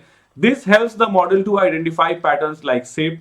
ये मॉडल से आप किसी शेप को, एजेस को, किनारे को, ऑब्जेक्ट को, है ना, एक ऑब्जेक्ट को दूसरे से क्या कर सकते हैं, डिफरेंशिएट कर सकते हैं। अब आते हैं वेट्स एंड बायसेस क्या होते हैं। देखो बच्चा, ये मैं आपको समझाना चाहता हूं क्योंकि हो सकता है कि एग्जाम में आ जाए, तो फिर क्या करोगे। तो CNN मॉडल में 2 चीजें आपको मिली, क्या मिली, जो सबसे पहली चीज मिली वो मिली वेट्स क्या होते हैं, WEIGHTS। देखो वेट्स जो होते हैं वो क्राइटेरियाज होते हैं, आप इनको सिंपली क्या कह सकते हैं, क्राइटेरियाज कह सकते हो। हम ह्यूमन लैंग्वेज में वेट्स को हम क्या कह सकते हैं, क्राइटेरियाज। और जो बायसेस होते हैं, ठीक है, बायसेस जो होते हैं उनको हम कह सकते हैं कि एक्सेप्शंस। इस तरीके से समझो, एक्सेप्शन। जैसे मान लो अभी हम पिज्जा डिलीवरी या कोई भी डिलीवरी ले लेते हैं, सिर्फ पिज्जा डिलीवरी क्यों लें, ठीक है। वैसे हमारा देश एक ऐसा देश है जहां एम्बुलेंस से पहले पिज्जा पहुंच जाता है और 10 मिनट में जो ग्रोसरी आपके घर पहुंच जाती है, लेकिन एम्बुलेंस नहीं पहुंचता है, ठीक है, कोई बात नहीं। चलिए हम आते हैं, तो वेट्स क्या होता है। जैसे मान लो एक एग्जांपल मैं देखता हूं कि आपके घर पे जो है वो ग्रोसरी डिलीवरी बॉय आपके यहाँ पहुंचने वाला है, ठीक है। तो अगर कोई कंपनी कहती है कि मैं 10 मिनट्स में जो है आपके यहाँ डिलीवरी करूंगा, ठीक है, तो आखिर इस डिलीवरी को उन्होंने जो प्रेडिक्ट किया कि कितना टाइम लगेगा, वो किस बेस पे किया, उनका कुछ क्राइटेरिया होगा। That criteria is called as what, weight. तो वो क्राइटेरिया, मान लीजिए 2 क्राइटेरिया है। द फर्स्ट क्राइटेरिया है कि भैया डिस्टेंस कितना है, ठीक है ना, दूरी कितनी है। और दूसरा क्राइटेरिया क्या है कि ट्रैफिक कितना है। तो इन दोनों क्राइटेरिया, इन दोनों वेट्स के बेस पे तय किया गया कि 10 मिनट का टाइम लगेगा, डिस्टेंस के हिसाब से, है ना, और ट्रैफिक के हिसाब से ये तय किया गया। ट्रैफिक के बहुत सारे लेवल्स होते हैं, लेवल 1, लेवल 2, लेवल 3, लेवल 4, तो ये पूरा तैयार किया जाता है।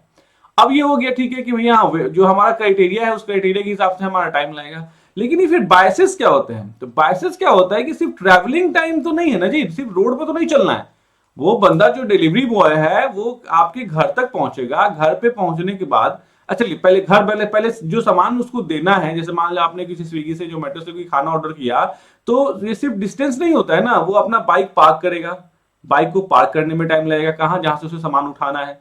फिर वो जाएगा रेस्टोरेंट में, रेस्टोरेंट के अंदर जाएगा, पूछेगा भैया ये वाला बिल है, ये जो है मुझे कौन देगा इसका सामान। हो सकता है कि वहां पे जो है वो टाइम लगे उनको, ठीक है। फिर वो उस सामान को लेगा, यानी पिक करेगा, पिक करके फिर अपने बाइक तक आएगा, ठीक है। तो ये भी तो समय लेगा। उसके बाद फिर वो आपके आपके घर तक पहुंचेगा डिस्टेंस और ट्रैफिक के बेस पे। फिर वो क्या करेगा, आपके घर पर जब पहुंचेगा तो फिर वो अपने बाइक को क्या करेगा, पार्क करेगा, और तब आपका घर ढूंढेगा, यानी सीढ़ियां होंगी, हो सकता है कि आपका सेकंड फ्लोर पे हो, थर्ड फ्लोर पे हो, या 12th फ्लोर पे हो, तो फिर वो क्या लेगा, मतलब पैदल तो नहीं जाएगा, फिर लिफ्ट लेगा। तो इन सब चीजों में भी तो समय लगेगा। Those are called as what, biases, right. तो CNN मॉडल में ये दो चीजें होती हैं। आई होप अब आपको ये चीज समझ में आ गई होगी, राइट। ये चीज मैंने यहां पे क्या की है, आपको समझाई हुई है। आगे बढ़े बच्चा, क्लियर है, ठीक है। नाउ नेक्स्ट, ये ए क्वेश्चन था, ठीक है, और ये बी होना चाहिए, ठीक है, ये बी क्वेश्चन है, राइट। देखिए अब क्या कहता है, अब ये फिर से पूछता है कि आपको वही बताना है कि identify the type of deep learning model. कहता क्या है कि this deep learning model is inspired by structure of human brains. तो आर्टिफिशियल न्यूरल नेटवर्क, यानी ह्यूमन ब्रेन से जो रिलेटेड है वो आर्टिफिशियल न्यूरल नेटवर्क कहलाता है। बिल्कुल ह्यूमन माइंड की तरह होता है, ठीक है। It can automatically extract feature from large databases, features को एक्सट्रैक्ट करना लार्ज डेटाबेसेस में से, ठीक है। Each node in the network acts like a small machine learning algorithm, यानी कि कुछ ना कुछ सीखते ही रहता है, ठीक है। तो अब इसमें देखो हमेशा याद रखना, जो ह्यूमन ब्रेन से रिलेटेड होता है उसको हम लोग आर्टिफिशियल न्यूरल नेटवर्क कहते हैं। जो हमेशा किससे रिलेटेड रहता है, इमेज की प्रोसेसिंग से रिलेटेड होता है, उसको हम कन्वोल्यूशनल न्यूरल नेटवर्क कहते हैं, राइट। अब आइए, it is inspired by structure of human brain, ये बिल्कुल ह्यूमन ब्रेन के स्ट्रक्चर से इंस्पायर्ड होता है। It consist of interconnected nodes, छोटे छोटे नोड्स क्या होते हैं, आपस में कनेक्टेड होते हैं, बहुत डेंसली कनेक्टेड होते हैं, ठीक है। और इन नोड्स को हम लोग क्या कहते हैं, न्यूरॉन्स कहते हैं। हो सकता है ऑब्जेक्टिव में आ जाए ये क्वेश्चन, क्या ऑब्जेक्टिव में आ जाए कि भैया आर्टिफिशियल न्यूरल नेटवर्क में जो इंटरकनेक्टेड नोड्स होते हैं उन्हें क्या कहते हैं, we call it as what, neurons, right. Each neuron works like a small machine learning unit, यानी ये भी लर्न करता है, ये भी लर्न करता है, हर कुछ एक यूनिट, हर न्यूरॉन कुछ ना कुछ लर्न कर रहा है, राइट। और वो सब आपस में मिलके एक ह्यूमन ब्रेन का क्या करते हैं, स्ट्रक्चर तैयार करते हैं। ANN कैन ऑटोमेटिकली लर्न, बिल्कुल हमारा दिमाग भी तो खुद से बहुत कुछ लर्न करता है, ठीक है। एक्सट्रैक्ट इंपॉर्टेंट, मतलब बनाने वाले ने क्या ही बना दिया, आर्टिफिशियल इंटेलिजेंस, भाई साहब सोच के डर लगता है कि आज से 5 साल बाद 10 साल बाद AI कहां होगा। That is a descriptive matter, हम वहां नहीं जाएंगे। Now let's move to the next question. Question number 13. How is reinforcement learning different from supervised and unsupervised learning? देखिए लर्निंग बेसिकली में जो मशीन लर्निंग है, मशीन लर्निंग को 3 पार्ट में ही बांटा गया और तीनों तो यहाँ पूछ ही लिया है, ठीक है। ये जो हमारी मशीन लर्निंग का कॉन्सेप्ट है उस पूरे के पूरे मशीन लर्निंग को 3 पार्ट में बांटा गया है, सुपरवाइज्ड, अनसुपरवाइज्ड और रीइंफोर्समेंट। जो यहां दे दिया है, सुपरवाइज्ड पहला होता है, दूसरा होता है अनसुपरवाइज्ड और तीसरा होता है रीइंफोर्समेंट। देखो तो यहां देख लो, पहले सुपरवाइज देख लो, फिर अनसुपरवाइज कहां गया, हाँ इन अनसुपरवाइज, यहां पे अनसुपरवाइज लर्निंग है, ठीक है। तो यहां पे हम सुपरवाइज देख लेंगे, फिर यहाँ सॉरी सुपरवाइज, फिर अनसुपरवाइज और फिर यहां देख लेंगे रीइंफोर्समेंट। इसको सीक्वेंस में समझेंगे तो आसान होगा, हालांकि एग्जाम में यही लिखना है बस आपको, ये दोनों, हालांकि ये भी लिखना है क्योंकि पूछ रहा है ना, हाउ इट इज डिफरेंट लिखना है, ठीक है। चलो देखो सुपरवाइज लर्निंग क्या होता है।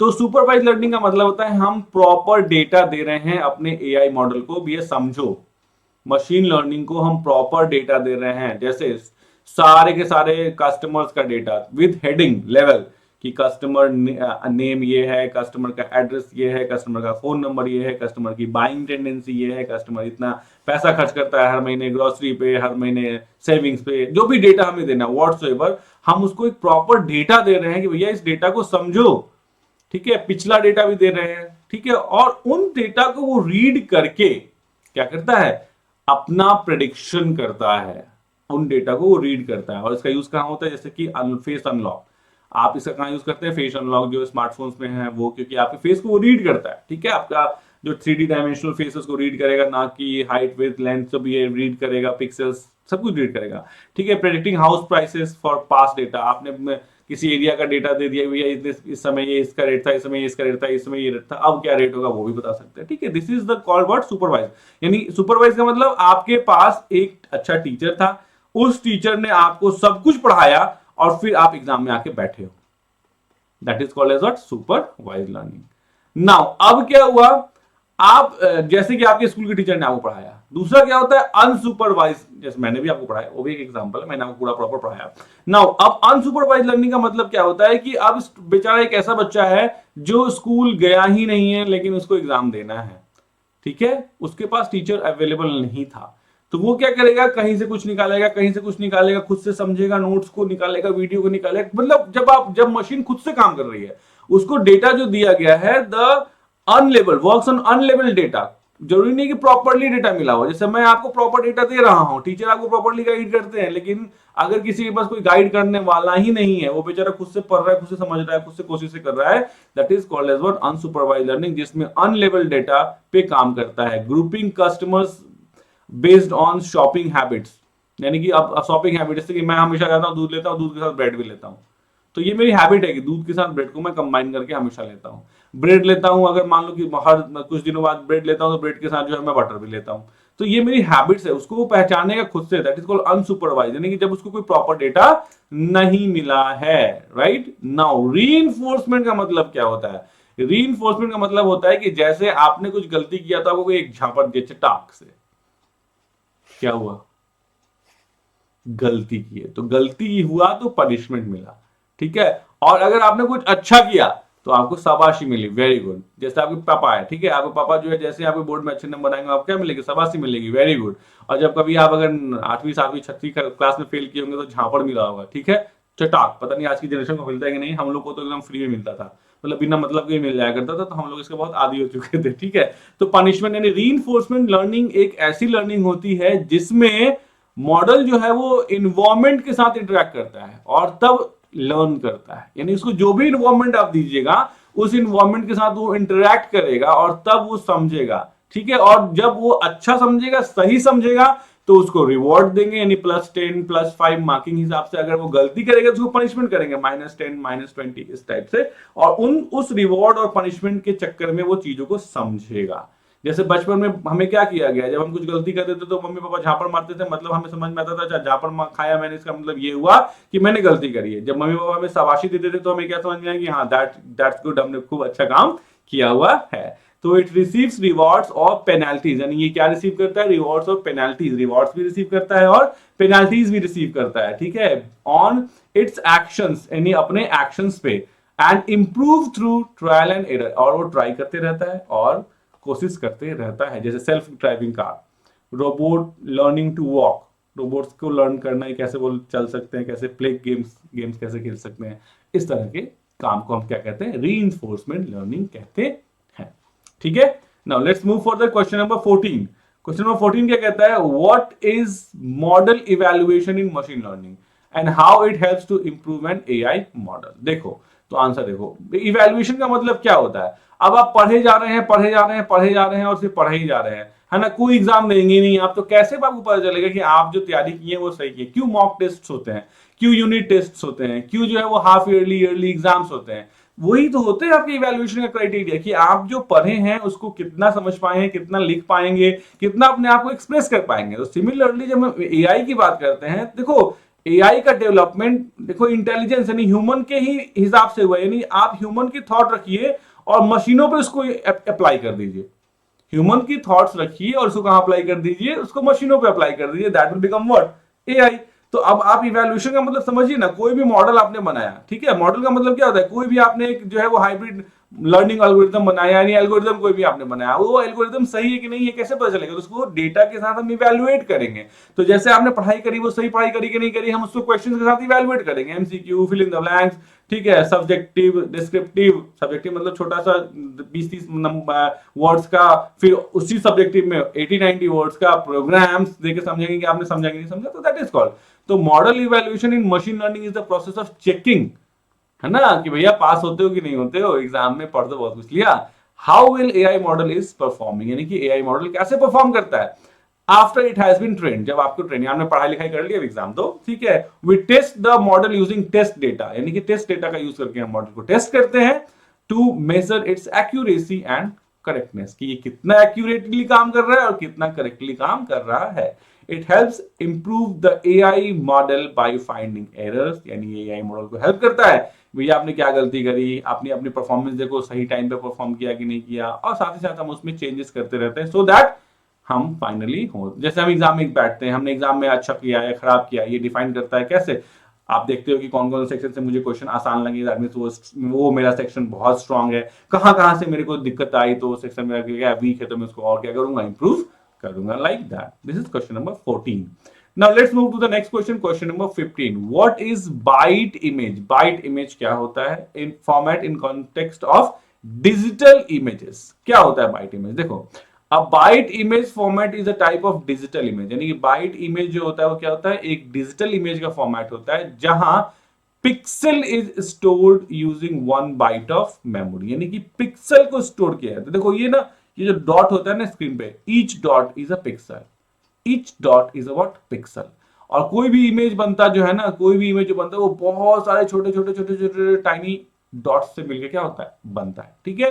नाउ 1 byte हैज 8 बिट्स, ये हमेशा रट लीजिएगा, वो ये मेमोरी मेजरमेंट होता है, या आपको पता होना चाहिए कि 8 बिट मिलके क्या बनते हैं, 1 byte बनता है। आगे इसके आगे भी कहानी है कि 1024 बाइट यानी 1024 बाइट जब आपस में मिलेंगे तो 1 किलोबाइट बनता है, 1 किलोबाइट जिसको हम लोग केबी कहते हैं, ठीक है। वैसे 1024 आगे बढ़ेंगे, 1024 चलते रहेगा, किलोबाइट जो है वो जब आपस में मिलता है तो 1 मेगाबाइट बनता है, एमबी, ठीक है। वैसे ही फिर उधर नहीं आएगा नीचे, फिर वैसे ही जब 1024 मेगाबाइट आपस में मिलते हैं तो बनता है 1 गीगाबाइट, GIGA गीगाबाइट यानी जीबी। फिर वैसे 1024 गीगाबाइट आपस में मिलते हैं तो बनता है 1 टेराबाइट यानी कि टीबी। ऐसे भी आगे होता है एटाबाइट, जोटाबाइट, पेटाबाइट, बहुत बाइट्स होते हैं, छोड़िए उसको। यहाँ टेराबाइट आजकल हमारे लैपटॉप में जो स्पेस आता है वो 1 टेराबाइट, 2 टेराबाइट इसी तरीके से आता है, राइट। तो ये होता है। तो देखो एक 1 बाइट में टोटल 8 बिट्स होते हैं, ठीक है, which means it can show 256 different values. अब मैं यही लाइन लिख के छोड़ सकता था, आपको आंसर एग्जाम में यहां से यहां तक देना है। ये मैंने आपको एक्सप्लेन किया है कि भैया आपको कोई पूछे कि 8 बिट्स में 256 डिफरेंट वैल्यू कैसे हो सकते हैं, या तो आप रट लीजिए तो समझ लीजिए, ठीक है। देखते हैं।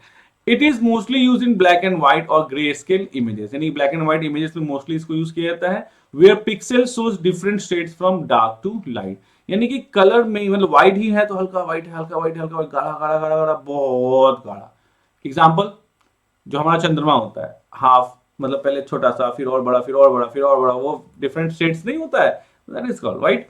अब आते हैं कि भैया ये जो लाइन थी, मैंने सोचा ये लाइन आपको क्यों ना समझाई जाए कि 1 बाइट में ऑब्वियसली 8 बिट्स होते हैं, तो हम मान लेंगे, क्योंकि भैया हमको पता है कुछ चीजें हमें माननी पड़ती हैं, ठीक है। तो ये हमने मेजरमेंट यूनिट बनाया है कि भैया 1 किलो में 1000 ग्राम होते हैं, उसमें हम कुछ नहीं कर सकते, वो होते हैं, हम मान लिया। वैसे यहाँ पे कहता है कि 1 बाइट में 8 बिट्स होते हैं, और 8 बिट्स 256 डिफरेंट वैल्यू को रिप्रेजेंट करते हैं। कैसे? नाउ द क्वेश्चन इज कैसे, how it represents different values. तो देखिए 1 बाइट कंटेन्स 8 बिट्स, सही बात है, और हर बिट की वैल्यू, यानी कि देखो bit number 1, bit number 2, bit number 3, bit number 4, bit number 5, 7, 6, 7 और 8, है ना। अब देखो ये या तो हर एक बिट या तो 0 स्टोर कर सकता है, या तो 1 स्टोर कर सकता है, या तो 0 स्टोर कर सकता है, या तो 1 स्टोर कर सकता है ना। यानी हर जो बिट है आपका वो दो दो वैल्यू को क्या कर सकता है, स्टोर कर सकता है। तो total possible combinations, permutation and combination एक चैप्टर होता है। तो अगर आपके पास 8 एलिमेंट्स हैं और हर एलिमेंट्स के पास दो दो वैल्यू आ सकती है, तो जो टोटल नंबर ऑफ कॉम्बिनेशंस निकलेंगे वो कब निकलेंगे, जब आप उन सारी वैल्यूज को, पॉसिबल वैल्यूज को उतने टाइम्स क्या कर दीजिएगा, मल्टीप्लाई कर दीजिएगा। तो हर बार 2 वैल्यू आ सकती है, 2 वैल्यू आ सकती है, तो 8 बार आ सकती है। तो यानी कि 2 को हम आपस में 8 बार मल्टीप्लाई करेंगे, 2 टू द पावर 8 कॉम्बिनेशंस बन सकते हैं। That is called as what, how many combinations, 256 जो यहां पे है। दिस इज व्हाई, यही रीजन है 1 byte can represent 256 different values, जिसका रेंज 0 से लेके 255 के बीच में होता है। तो अगर आप अंदर तक पढ़िएगा ना, मतलब इफ यू लर्न पूरा एकदम बढ़िया से ना, मजा आता है। ये सब चीजें मतलब पूरी लॉजिकल होती हैं, इलॉजिकल कुछ नहीं होता है। नाउ क्वेश्चन नंबर 16 क्या कहता है? Identify the stage of NLP and explain. Natural language processing. ये क्या होता है? आजकल जो टॉकिंग एजेंट्स बन रहे हैं, जो बात कर सकते हैं हमसे, जो हमारी बातों को समझ सकते हैं, यानी वॉइस एजेंट्स जो बन रहे हैं। वॉइस एजेंट का मतलब क्या हुआ? वैसे आर्टिफिशियल इंटेलिजेंस या मशीन लर्निंग एल्गोरिथम्स जो हमारी बातों को सुन सकते हैं, जैसे चैट जीपीटी भी सुन सकता है। तो अब तो क्या, बहुत पहले से, ठीक है, मतलब हम उसको बोल के जो है वो क्या कर सकते हैं, अपने क्वेश्चन उसको दे सकते हैं, वो हमें आंसर दे सकते हैं। तो क्या कहता है कि we are to the zoo going tomorrow, ये गलत है। We are going to the zoo tomorrow, ये सही है। तो ये कौन सा स्टेज है एनएलपी का? तो ये जो एनएलपी का स्टेज है, टेक्स्ट प्री प्रोसेसिंग है। एनएलपी में बहुत सारे स्टेजेस होते हैं, वो थोड़ा लंबा है, यहाँ नहीं पढ़ाऊंगा। बस इतना जानिए कि एनएलपी में जो होता है, जब हम ग्रामेटिकली सेंटेंस को क्या कर रहे होते हैं, करेक्ट कर रहे होते हैं, that section is called as what? Text का प्री प्रोसेसिंग, यानी grammar correction section. In this stage, इस स्टेज में the system checks the sentence for grammatical mistakes, okay, and corrects them, fine. Grammatical mistakes के लिए check करता है, उनको correct करता है। The wrong sentence, this one, यानी पहला वाला जो रॉन्ग सेंटेंस था, उसको करेक्ट किया गया और ये बनाया गया। That is called as what? Text pre processing. और भी बहुत सारी चीजें होती हैं। टेक्स्ट प्री प्रोसेसिंग का मतलब क्या होता है? सिर्फ ग्रामेटिकल एरर्स को नहीं दूर करना। टेक्स्ट प्री प्रोसेसिंग का मतलब होता है कि इसमें जो कमियां हैं, जो स्पेलिंग मिस्टेक्स है, वो भी दूर करना। प्री प्रोसेसिंग, टेक्स्ट को एनालाइज। देखो, एनएलपी क्या होता है? नेचुरल लैंग्वेज प्रोसेसिंग में हम जो टेक्स्ट देते हैं, जो हम इनपुट उसको देते हैं, उसको समझता है। तो समझने के लिए बहुत सारे काम करता है वो, उसको हम लोग कहते हैं क्या? प्रोसेसेस, यानी कि टोटल स्टेजेस, बहुत सारे स्टेजेस होते हैं, राइट? तो this helps in making text meaningful and accurate. Obviously meaningful और एक्यूरेट बनता है। नाउ नेक्स्ट स्टेप है कि इसमें 3 क्वेश्चन का जवाब देना है आउट ऑफ 5 में से, और हर क्वेश्चन का वेटेज होगा 4 नंबर का। तो 4 नंबर के 3 क्वेश्चन, यानी कि 12 मार्क्स, ठीक है। नाउ ये देखिए, ये थोड़ा सा बड़े बड़े क्वेश्चन होंगे, केस बेस्ड क्वेश्चन होते हैं। Read the case study below and answer the following question. चलो, एक school develops an AI system. चलो ठीक है, एक स्कूल जो है वो एक एआई से, मान लिया आपका स्कूल जो है वो एक एआई सिस्टम को डेवलप कर रहा है, ठीक है, to shortlist students for a competitive scholarship, ठीक है भैया। The algorithm is trained to prioritise students who complete online application forms quickly. यानी कि अब ये एल्गोरिदम को ये फीड किया गया, ये ट्रेन किया गया है कि जो बच्चा, जो एप्लीकेशन फॉर्म ऑनलाइन है, मान लीजिए कोई गूगल फॉर्म था, वो जितना जल्दी भरता है वो उतना ज्यादा अच्छा है, वो बच्चा उतना ज्यादा इंटेलिजेंट है। Assuming that the faster completion reflects confidence, complete competence and tech savviness. यानी कि उसको ये पढ़ाया गया, उस एआई मॉडल को ये बताया गया कि जो बच्चा जल्दी भर देता है, इसका मतलब वो कॉन्फिडेंट है, वो उसमें कॉम्पिटेंस है उसकी, और वो टेक मतलब अच्छे से कंप्यूटर को यूज करना जानता है। However students who are not fluent in English, हो सकता है कि भैया वो जो फॉर्म था उसमें इंग्लिश में कुछ बहुत सारी चीजें लिखी हुई, जो इंग्लिश में फ्लुएंट नहीं, उसको समझने में टाइम लगा।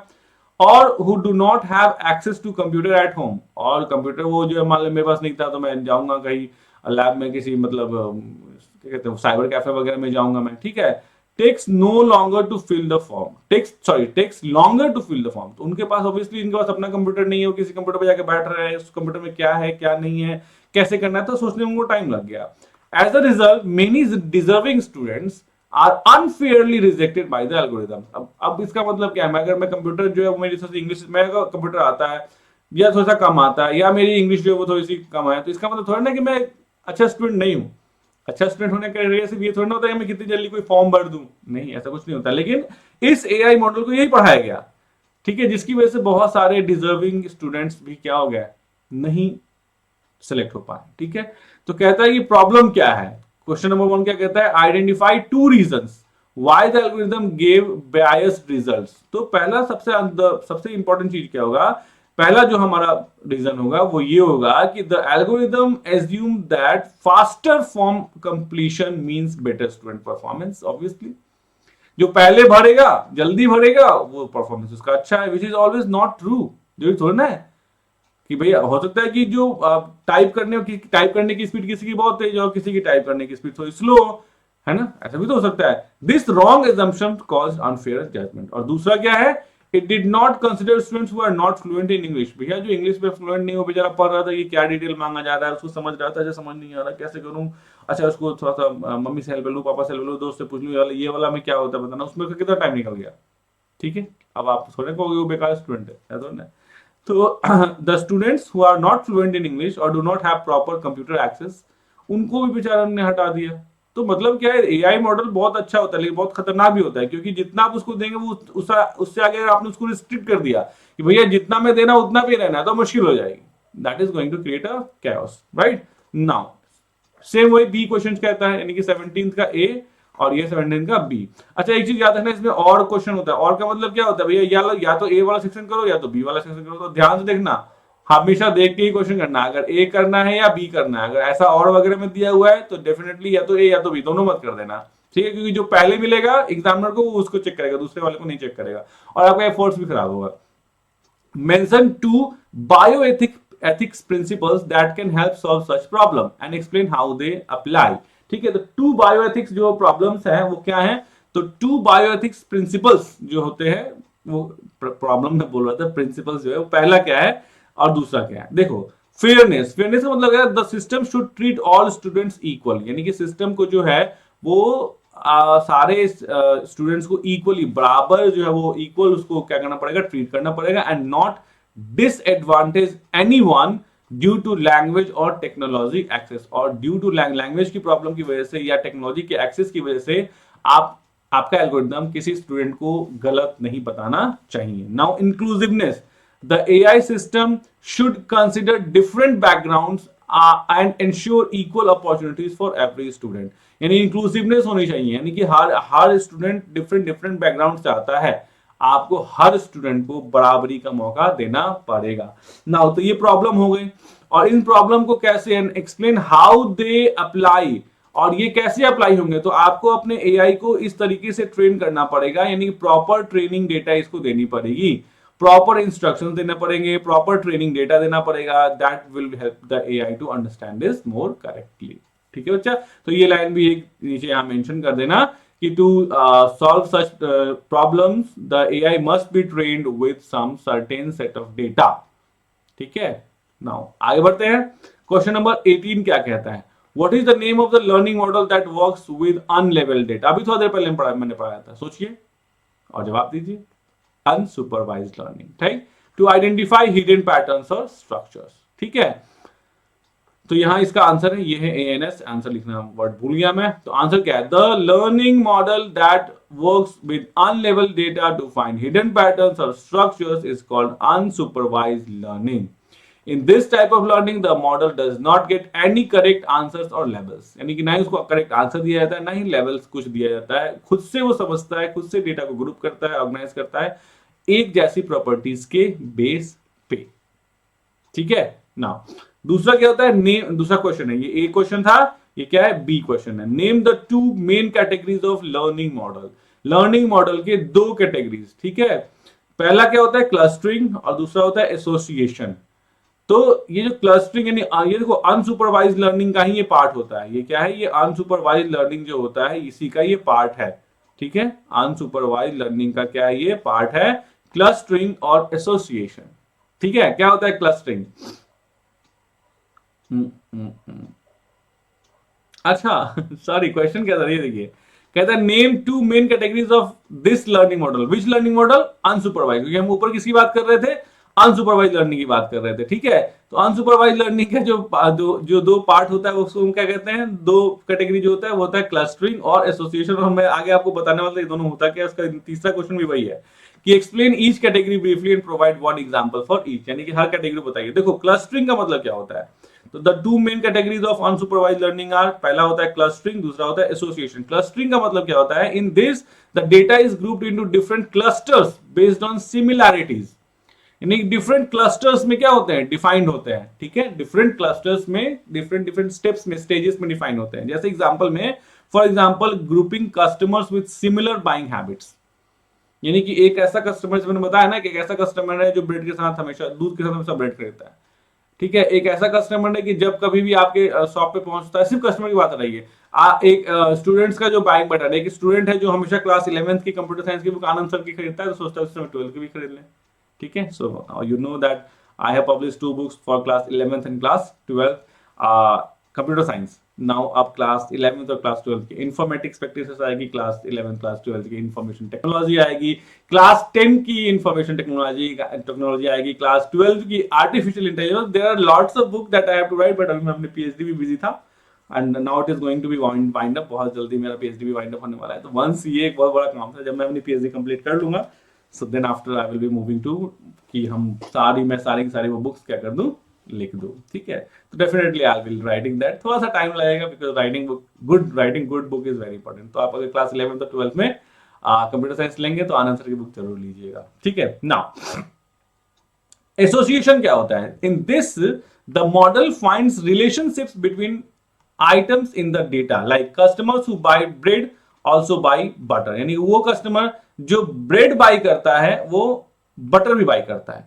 This is called association. ठीक है, मतलब देखो एसोसिएशन का मतलब क्या हुआ कि एक चीज के साथ दूसरी चीज का क्या एसोसिएशन है, this is called association. Clustering का मतलब क्या हुआ कि कस्टमर्स जो होते हैं उनकी बाइंग हैबिट्स क्या है। अब अगर इसको आप एग्जांपल में समझना चाहो कि व्हाट इज एग्जैक्टली क्लस्टरिंग का एग्जांपल, व्हाट इज एसोसिएशन का एग्जांपल, तो एसोसिएशन का एग्जांपल है कि क्लास 11th की बुक खरीद रहे हैं बच्चा, तो उसके आगे की साथ साथ उसने क्लास 12 की भी खरीद ली। या अगर आप मैं क्लास 10 की बात करूं तो क्लास 10 का जो बच्चा आया एआई की बुक खरीदने के लिए, उसने जो है वो एआई का सैंपल पेपर भी साथ में खरीदा। This is called buying habit, यानी एसोसिएशन। एआई के बुक के साथ सैंपल पेपर के बुक की क्या है, एसोसिएशन है। नाउ क्लस्टरिंग, क्लस्टरिंग का मतलब क्या होता है कि डेटा जो है वो क्या है, is grouped into different clusters based on similarities. Similarity के बेस पे क्या किया गया है, डेटा को एक साथ क्लब किया गया है। जैसे सिमिलैरिटी का मतलब क्या हुआ, what is the meaning of similarity, कि जैसे मान लीजिए मैं एक रेंज बनाता हूं, क्लास जैसे 10 साल से 20 साल के बच्चे जो आते हैं उनकी ये हैबिट है कि वो जो है वो क्या करते हैं, नहीं जो ये हालत है, 5 से 10 साल के जो बच्चे हैं उनकी हैबिट्स है कि वो टॉयज जरूर खरीदते हैं। ठीक है, वो कोई ना कोई टॉयज मम्मी पापा से खरीदवा के ही जाएंगे। 10 से 20 साल के जो बच्चे की हैबिट है वो क्या है कि वो भैया कोई ना कोई चॉकलेट जरूर खरीद के जाते हैं। तो दिस इज व्हाट सिमिलैरिटी, ये एज बार में क्या हो गई है, सिमिलैरिटी दे दी गई है। This is called as what, clustering. ठीक है बच्चा, चलिए आगे बढ़ते हैं। Question number 19, identify the name of application of machine learning and deep learning being used in the following scenarios. कौन सा डीप लर्निंग या कौन सा मशीन लर्निंग यहां पे यूज किया जाता है? अ फिटनेस ट्रैकर, ठीक है, uses AI to monitor your heart rate. ठीक है, जो आजकल घड़ियां भी आ रही है, बहुत सारे स्मार्ट वॉचेस आ रहे हैं जो आपके हार्ट रेट को क्या करते हैं, मॉनिटर करते हैं। ठीक है, and learn what is normal for you. ठीक है, one evening while you are relaxing and watching a horror movie. ठीक है, जब आप रिलैक्स होकर हॉरर मूवी देख रहे थे तो हॉरर मूवी में कोई जो सीन आता था नहीं, हमें डर जाता है तो हार्ट बीट अपना धक धक धक धक धक चलने लगता है। ठीक है, the tracker suddenly flags a spike in your heart rate as an anomaly. Obviously अभी उस समय अगर मतलब मेरा दिल का धड़कन तेज हो गया, मैं डर गया, ठीक है, तो obviously thinking something might be wrong, और आपका ट्रैकर ये समझ रहा है कुछ गलत हो रहा है, कुछ गलत हो रहा है, आपका हार्ट के साथ कुछ गलत हो रहा है। नहीं भाई, मैं मूवी देख रहा हूँ, कुछ गलत नहीं हो रहा है, मजे, डर तो लग रहा है, मजे भी आ रहे हैं, दोनों हो रहे हैं। ठीक है, तो हो गया, the application used here is anomaly detection. तो यहाँ पे जो एप्लीकेशन क्या है, देखो क्वेश्चन क्या है, name of application of machine learning और deep learning being used in following scenarios, यानी किस का जो है वो आप यूज करोगे। तो यहां पे हम एनोमली डिटेक्शन को क्या करेंगे, यूज करेंगे। ठीक है, एनोमली मतलब इश्यूज, एरर्स, प्रॉब्लम्स। एनोमली का मतलब होता है गलतियां, जो गलतियों को डिटेक्ट करे। तो ये गलती ही है ना कि भैया आप मूवी देख रहे हैं रिलैक्स, आपका जो है वो डिवाइस बता रहा है कि भैया आपके साथ कुछ गड़बड़ है। नहीं, ऐसा नहीं। Now a wild life camera is equipped with AI to monitor animals in forest. ठीक है, एक वाइल्ड लाइफ कैमरा है जो एआई के साथ है, जो फॉरेस्ट में एनिमल्स को क्या करता है, मॉनिटर करने का काम करता है। It not only records movement of animals but also identifies and classifies them into categories like bird, mammal, insect, etc. तो देखो यहाँ पे जो हम यूज कर रहे हैं, identify the name of application, यहाँ पे जो हम एप्लीकेशन यूज कर रहे हैं वो क्या है, इमेज क्लासिफिकेशन है। क्यों भैया, बर्ड्स के बेस पे चीजों को डिवाइड कर रहे हैं, कौन कौन बर्ड्स हैं, कौन कौन मैमल्स हैं, तो उनकी कुछ प्रॉपर्टी दी होगी, आप क्लासिफाई कर रहे हैं। जो भी उस इमेज, यानी जब जो भी उस कैमरे से इमेज आ रही है, उस इमेज को आप क्या कर रहे हैं, क्लासिफाई कर रहे हैं। तो इस चीज को हम लोग क्या कहते हैं, इमेज क्लासिफिकेशन कहते हैं, राइट। नेक्स्ट सी क्या कहता है, a smart refrigerator is equipped with an internal camera. ठीक है भैया, देखिए अब फ्रिज में भी जो है कैमरा आ गया, एंड एन एआई सिस्टम। तो वो स्मार्ट फ्रिज हो गया, फ्रिज भी स्मार्ट होने लगे हैं। One of its door feature display screen that shows real time image of inside, यानी कि सामने स्क्रीन है और अंदर क्या है वो चीज का आपको फोटो दिखा रहा है। Capturing all food items on various cells, अलग अलग सेल्स पे बहुत अलग अलग फूड आइटम्स हैं। For each item the system not only shows an actual image but also places an AI generated label on top of it। ठीक है, यानी सिर्फ इमेज नहीं शो कर रहा है, जैसे कि दूध को शो कर रहा है तो भैया मिल्क, ठीक है, अगर एप्पल को शो कर रहा है तो ऊपर एप्पल भी लिख दे रहा है, आइसक्रीम को शो कर रहा है तो ऊपर आइसक्रीम भी लिख दे रहा है। सो दैट मीन्स वो क्या कर रहा है, चीजों को डिटेक्ट कर रहा है ना, डिफरेंट डिफरेंट चीजों को डिटेक्ट कर रहा है। तो ऑब्वियसली जो एप्लीकेशन यूज किया गया है वो कौन सा एप्लीकेशन यूज किया गया है, ऑब्जेक्ट डिटेक्शन। नाउ नेक्स्ट है imagine an app that helps you unlock your bike. ठीक है, एक एप्लीकेशन है जो आपके बाइक को क्या करता है, वो अनलॉक करने की परमिशन देता है। Instead of typing password you simply scribble a numerical code like 5281 on your phone using your finger even if your handwriting is bit messy, यानी कि आपको जो है वो 5281 ऐसे लिख देना है। ठीक है, अब जो है आपने मतलब वो क्या है, एक तरह से मान लो वो स्क्रीन है, एक छोटी सी स्क्रीन मिलेगी जहां आपको पासवर्ड देना था टाइप। एक तो होता है कि आप एटीएम में जाते हो तो दबाते हो ये नंबर दबाते हो, और कहीं कहीं क्या है कि मेरे को स्क्रीन में मैंने 5281 ऐसे लिख दिया, तो ये क्या, ये 5281 है, ये पहचानना पड़ेगा ना कि ये 5281 है। अगर कोई ऐसा लिखे तो भाई ये बहुत अच्छी हैंड राइटिंग है ये, ठीक है, लेकिन कोई ऐसे लिख दे तो इसको भी तो पहचानना पड़ेगा, it is equivalent to 5281, that is called what, hand writing recognition. ठीक है, दिस वाज एक आंसर, देखो एक आंसर एक क्वेश्चन, मतलब एक इतना बड़ा क्वेश्चन का आंसर हैंड राइटिंग रिकॉग्निशन, इतने बड़े क्वेश्चन का आंसर ऑब्जेक्ट डिटेक्शन। ठीक है, now next question number 20, read the following paragraph and answer the questions. इस पैराग्राफ को पढ़िए और आंसर्स बताइए। School recently tested an AI model, यानी स्कूल जो है वो एक तुरंत हाल फिलहाल में एआई मॉडल को जो क्या किया, टेस्ट किया, design to predict whether students would pass और फेल। ठीक है, एक एआई मॉडल बनाया जिससे हमें ये देखना है कि भैया स्टूडेंट पास करेगा या फेल करेगा। Out of 100 students, in total students कितने थे, 100 थे, the model correctly predicted that 40 students will pass and they actually did. तो 40 बच्चे पास किए, 100 बच्चों में इसने प्रेडिक्ट किया कि 40 बच्चे पास करेंगे, वो हो गया। इट ऑल्सो करेक्टली आइडेंटिफाइज कि भैया 30 जो है वो फेल करेंगे, यानी कि जितना उसने बताया 40 पास करेंगे और 30 फेल करेंगे, ये सही था। तो इसको हम लोग कहते हैं कि पॉजिटिव्स, जो सही एआई ने बताया उसको हम लोग क्या कहते हैं, पॉजिटिव कहते हैं, और जो गलत बताया एआई ने उसको हम लोग क्या कहते हैं, नेगेटिव कहते हैं। आइए, however the model predicted that 20 students would pass but ended up Fehling, लेकिन 20 बच्चों को जो उसने कहा था कि जो पास करेंगे, लेकिन वो बेचारे क्या हो गए, फेल हो गए। Additionally it predicted 10 student would fail, और जिन 10 बच्चों को उन्होंने कहा था कि उसने कहा था कि ये फेल हो जाएंगे, वो एक्चुअली क्या हो गए, पास हो गए।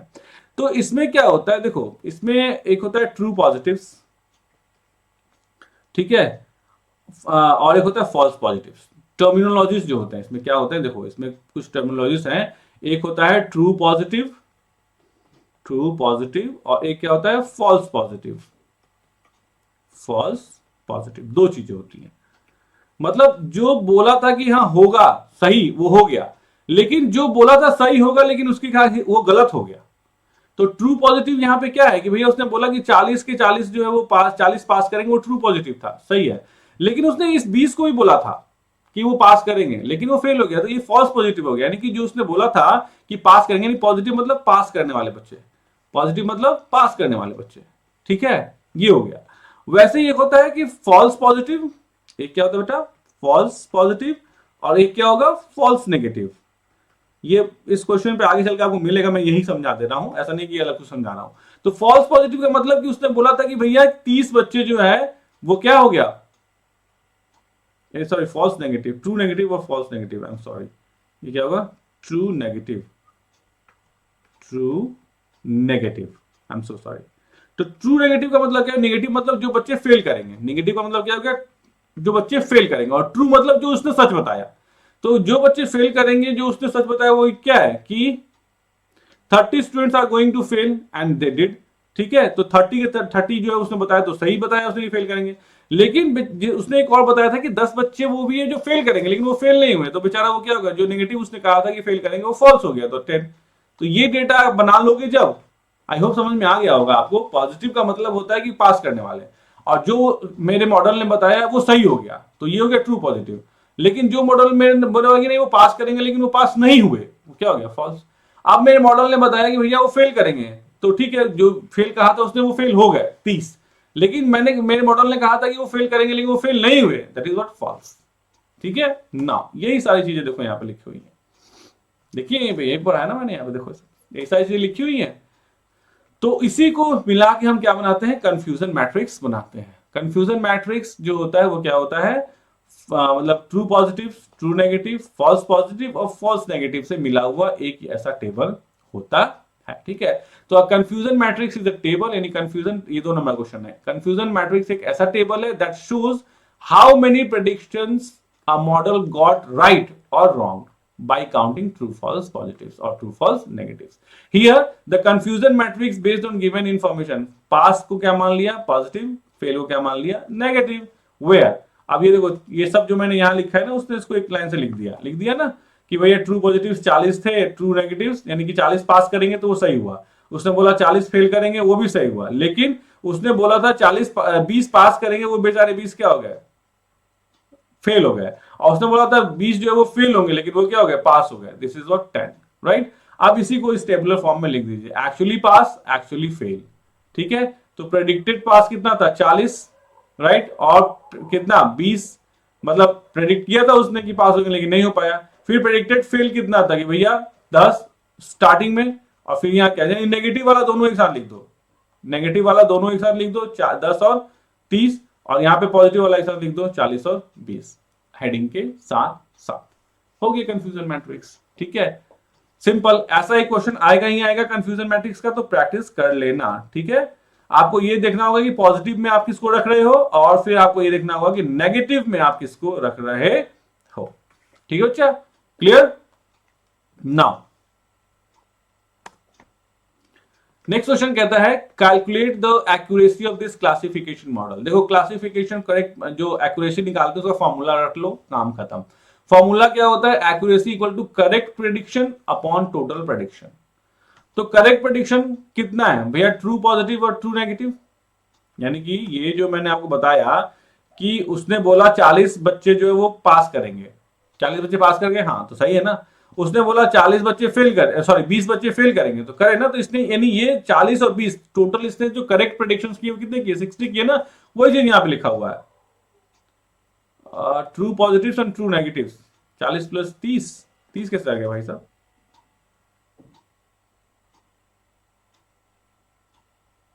ओ सॉरी ये है ना true negative, I am so sorry, देखो गड़बड़ हो गया, क्या गड़बड़ हो गया, फिर से एक बार समझ लो। ट्रू पॉजिटिव, ट्रू पॉजिटिव का मतलब क्या हुआ, ध्यान समझ लो एक बार, थोड़ा सा मैंने गलत बोल दिया, हो सकता है आप कंफ्यूज हो गए, इसलिए मैं फिर से बता रहा हूं कि ट्रू पॉजिटिव मतलब कि पॉजिटिव मतलब क्या होता है, पास हो गया, तो उसने बोला था ना 40 पास हो गए, तो 40 पास हो गए। और true negative, true negative, negative मतलब फेल, नेगेटिव मतलब क्या हो, फेल, तो जितना उसने उन्होंने बोला कि फेल हो जाएंगे उतना फेल हो गया, तो कितने बच्चों को बोला था उसने, 30 बच्चे क्या हो गए, फेल हो गए। ये ज्यादा क्लियर हो गया ना, जितना बोला पास उतने पास हो गए, जितने बोला फेल उतने फेल हो गए। अब आता है ट्रू नेगेटिव, ठीक है, ट्रू नेगेटिव, और क्या आता है, sorry false negative, not true negative, क्या आता है ये, पहले यहां ट्रू पॉजिटिव हो गया तो क्या होगा, फॉल्स पॉजिटिव, फॉल्स पॉजिटिव, ठीक उसका उल्टा लिख लो, और यहां लिख लो क्या, फॉल्स नेगेटिव। यानी कि जो उसने बोला था कि पास करेंगे लेकिन नहीं हुआ 20, और जो उसने बोला था पास करेंगे फेल करेंगे लेकिन वो नहीं हुए 10। अब इसी से आपको यहां पे मैथमेटिकली लिखना है कि ट्रू पॉजिटिव और ट्रू नेगेटिव। तो ट्रू पॉजिटिव कितना है देखो 40, और ट्रू नेगेटिव कितना है 30, तो 40 और 30 कितना हो गया टोटल, उसने सही बताया कितना 70, और टोटल स्टूडेंट्स की स्ट्रेंथ कितनी थी 100 थी ना, देखो क्वेश्चन में यहां नहीं, तो एक्यूरेसी किससे निकलेगी, correct prediction 70, total prediction, total number of students 100, 0.7। ठीक है, ये मैथमेटिकल क्वेश्चन है, तो इसमें false positive, false negative, true positive, true negative, यही आपको निकालना है। 2-3 बार बता दिया, अब तो आप निकाल ही लोगे। ठीक है, नाउ नेक्स्ट है right the total number of वो रॉन्ग प्रेडिक्शंस। रॉन्ग प्रेडिक्शंस कितने हुए, तो ऑब्वियसली रॉन्ग प्रेडिक्शन कितने, यही है ना, ये गलत बताया, ये गलत बताया, 20 और 10 30, 30 रॉन्ग प्रेडिक्शंस। कोई क्वेश्चन बचे ही हुए हैं, क्या बात है भाई साहब, काफी बड़ा हो गया ये तो video, section B. Next question देखते हैं, क्या कहता है कि read the following 3 documents and answer the questions that follows. Document 1, document 1, document 2, document 3, 3 document है। स्टूडेंट्स लव स्टडिंग एआई, ये पहला डॉक्यूमेंट में लिखा हुआ है, ठीक है।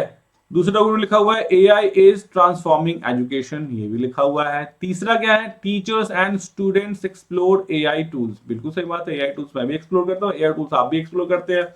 नेक्स्ट क्या है, after performing basic text pre processing, यानी रिमूव पंक्चुएशन मार्क्स, यानी जैसे comma, full stop, single quotes, double quotes, converting into lower case, सारे कैरेक्टर्स को लोअर केस में कन्वर्ट कर देना, एंड टोकनाइजिंग, और वर्ड बाय वर्ड चीजों को लेना। टोकनाइजिंग मतलब वर्ड बाय वर्ड चीजों को लेना। तो डॉक्यूमेंट 1 क्या बन जाता है, तो स्टूडेंट्स, ठीक है, पहला वर्ड बन गया, लव दूसरा वर्ड बन गया, स्टडिंग तीसरा वर्ड बन गया, एआई स्मॉल कर दिया, ठीक है। फिर यहाँ पे एआई को स्मॉल कर दिया डॉक्यूमेंट 2 में, इज ट्रांसफॉर्मिंग एजुकेशन, फिर टीचर्स का टी स्मॉल कर दिया, एंड स्टूडेंट्स एक्सप्लोर एआई को शॉर्ट कर दिया, टूल्स, ठीक है। तो इसका मतलब ये क्या, टोकनाइजिंग के बाद ये बन गए। नाउ क्वेश्चन क्या पूछता है भाई, क्वेश्चन ये करता है create the dictionary vocab of unique words from all 3 documents. तो आप नहीं भी कुछ पढ़े होंगे जीवन में तो भी कर लीजिएगा। यूनिक वर्ड्स का बनाना है, तो यूनिक वर्ड मतलब जो रिपीट हो रहा है उसको एक बार लेना है। तो स्टूडेंट्स यहाँ पे रिपीट है, यहाँ पे स्टूडेंट्स रिपीट है, एक ही बार लेना है। एआई यहाँ रिपीट है, यहाँ एआई रिपीट है, आपको बस एक ही बार लेना है, ठीक है। तो जो बाकी यानी कि तीनों में से आपको जो है वो जो यूनिक है उसको एक बार ले लेना है। तो क्या क्या लीजिएगा उसमें, यहाँ लीजिएगा स्टूडेंट लव स्टडिंग एआई, ठीक है। अब ये सब नहीं आना चाहिए दोबारा, is transforming education, teachers and explore tools, मतलब वो सारे के सारे वर्ड्स जो डुप्लीकेट उनको हटा दिया, एक बार ही रखा, ठीक है। That is called unique words. Now, question number 1, question number 3, it should be question number 2. ये क्या होना चाहिए, क्वेश्चन नंबर 2 होना चाहिए, गलती से 3 हो गया, ठीक है। The construct the document vector for document 3 using dictionary, यानी हमें क्या बनाना है, डॉक्यूमेंट वेक्टर बनाना है। तो डॉक्यूमेंट वेक्टर जो होता है वो कैसे बनाते हैं वो समझिए। डॉक्यूमेंट वेक्टर कैसे बनाते हैं, यानी कि डॉक्यूमेंट वेक्टर क्या है, तो देखो पहले तो हम अपनी डिक्शनरी को देखेंगे, यहां से स्टेप्स होता है, आंसर आपका कहां शुरू होता है, यहां शुरू होता है, ठीक है। इतना बड़ा आपको लिखने की जरूरत नहीं है, लेकिन मैंने आपको एक्सप्लेन करने के लिए इतना बड़ा लिखा ताकि अगली बार से अगर ऐसा क्वेश्चन आए तो आप बना सके। डिक्शनरी कौन कौन से भी है, तो सबसे पहले डॉक 1 है हमारे पास, डॉक 2 है हमारे पास, डॉक 3 है, ठीक है। इसमें स्टूडेंट लव स्टडिंग एआई है, ठीक है। और डॉक 2 में क्या है, इज ट्रांसफॉर्मिंग एजुकेशन है। डॉक 3 में क्या है, टीचर्स एंड एक्सप्लोर एआई है, टीचर्स एंड एक्सप्लोर एआई। देखो यहाँ पे टीचर एंड एक्सप्लोर एआई, मतलब इसमें से देखो आपको वही वर्ड्स लिखने हैं जो रिमूव किए जा चुके हैं, डुप्लीकेट नहीं होने चाहिए।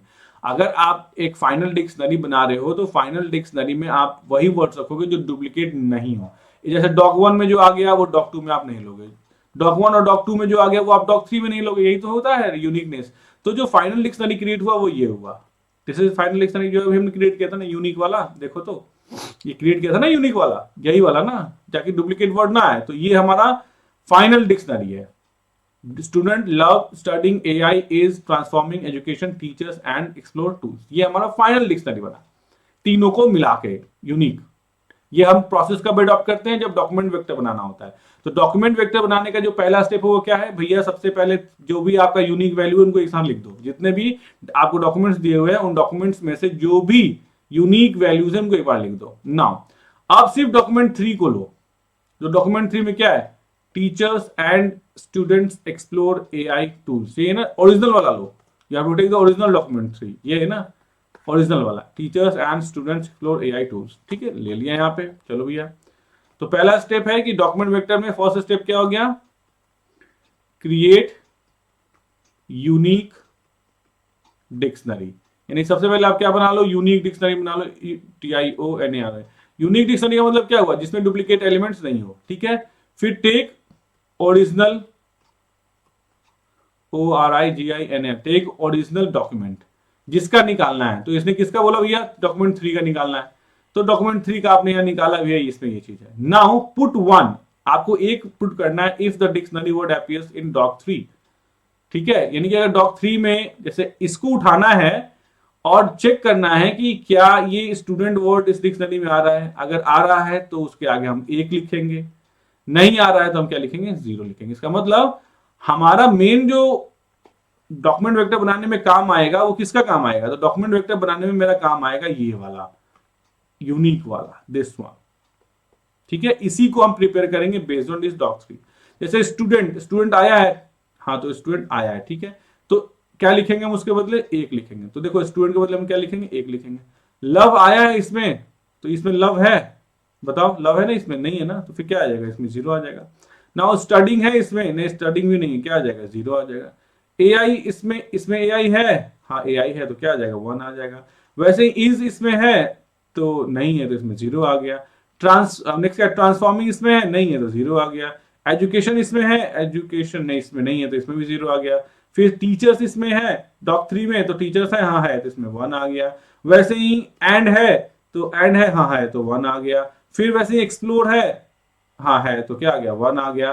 और टूल्स है, तो हाँ टूल्स भी है, तो क्या आ गया? वन आ गया। अब इन सबको आपको एक साथ लिख देना है, सिर्फ 1 0 0 ऐसे करके। तो देखो 1 1 0 0 फिर 0 फिर 0 फिर 1 फिर 1 फिर 0 फिर 0 फिर 0 0 0 0 1 1 1 1 1 1 और 1।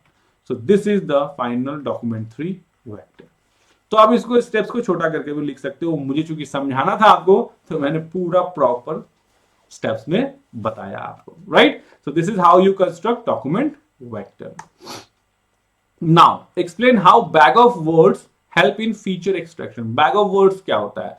तो आंसर क्या है? Bag of words converts text into numbers. यही है ना, कि कौन टेक्स्ट कितनी बार आया है, जितनी बार आएगा उसकी वेटेज उतनी ज्यादा है, ठीक है। तो bag of words converts text into number of counting word frequency. Frequency का मतलब क्या होता है? कि कोई वर्ड कितनी बार आया है, जो वर्ड जितनी बार आया है उसकी उतनी ज्यादा इंपॉर्टेंस है। This helps machine learning model understand text data easily. इससे मशीन लर्निंग को ये हेल्प मिलती है कि जो है वो आपके डेटा को अच्छे से समझे। Next question, Why is the order of words not considered important in bag of words? Bag of words में ऑर्डर से क्यों मतलब नहीं होता है? क्यों नहीं मतलब होता है? यहां पे हमने क्या किया भैया? स्टूडेंट को कितनी बार आया है वही देखना है। कब आया से क्या मतलब है? मान लो मेरा एआई 5 बार आया, तो मेरा इंपॉर्टेंट तो एआई हो गया ना। पहले आया या बाद में आया उससे कोई फर्क नहीं पड़ता है। तो वही हमको यहां आंसर लिखना है कि order of words not considered important because bag of words only counts how many times a word appears. कितनी बार एक वर्ड जो है वो अपीयर होता है, नॉट द पोजीशन। किस पोजीशन पे अपीयर होता है कोई मतलब नहीं। ऐसा नहीं कि आप आगे हैं तो जो है आपकी वेटेज ज्यादा है, पीछे है तो वेटेज कम है। नहीं, आपकी वेटेज ज्यादा तब है जब आपकी टोटल नंबर ऑफ जो काउंटिंग है यानी फ्रीक्वेंसी है वो ज्यादा है। तो फ्रीक्वेंसी ज्यादा है तो कहीं भी कोई फर्क नहीं पड़ता है। तो बैग ऑफ वर्ड्स में इससे कोई फर्क नहीं पड़ता कि पोजीशनिंग क्या है, फर्क किससे पड़ता है? कहां पे वो है, right? So this is it, we have completed section B. काफी बड़ा था, लेकिन मैंने सिर्फ जो है वो क्वेश्चंस नहीं किए बल्कि उस क्वेश्चन को अच्छे से एक्सप्लेन किया सो दैट सिमिलर क्वेश्चंस भी अगर आपको आते हैं तो आप एग्जाम में अच्छे से हैंडल कर सको। सो आई होप आपको ये वीडियो, ये एक्सप्लेनेशन पसंद आई होगी। अगर आई है तो प्लीज लाइक, सब्सक्राइब, शेयर जरूर कीजिएगा। Thanks for watching the video. Thanks.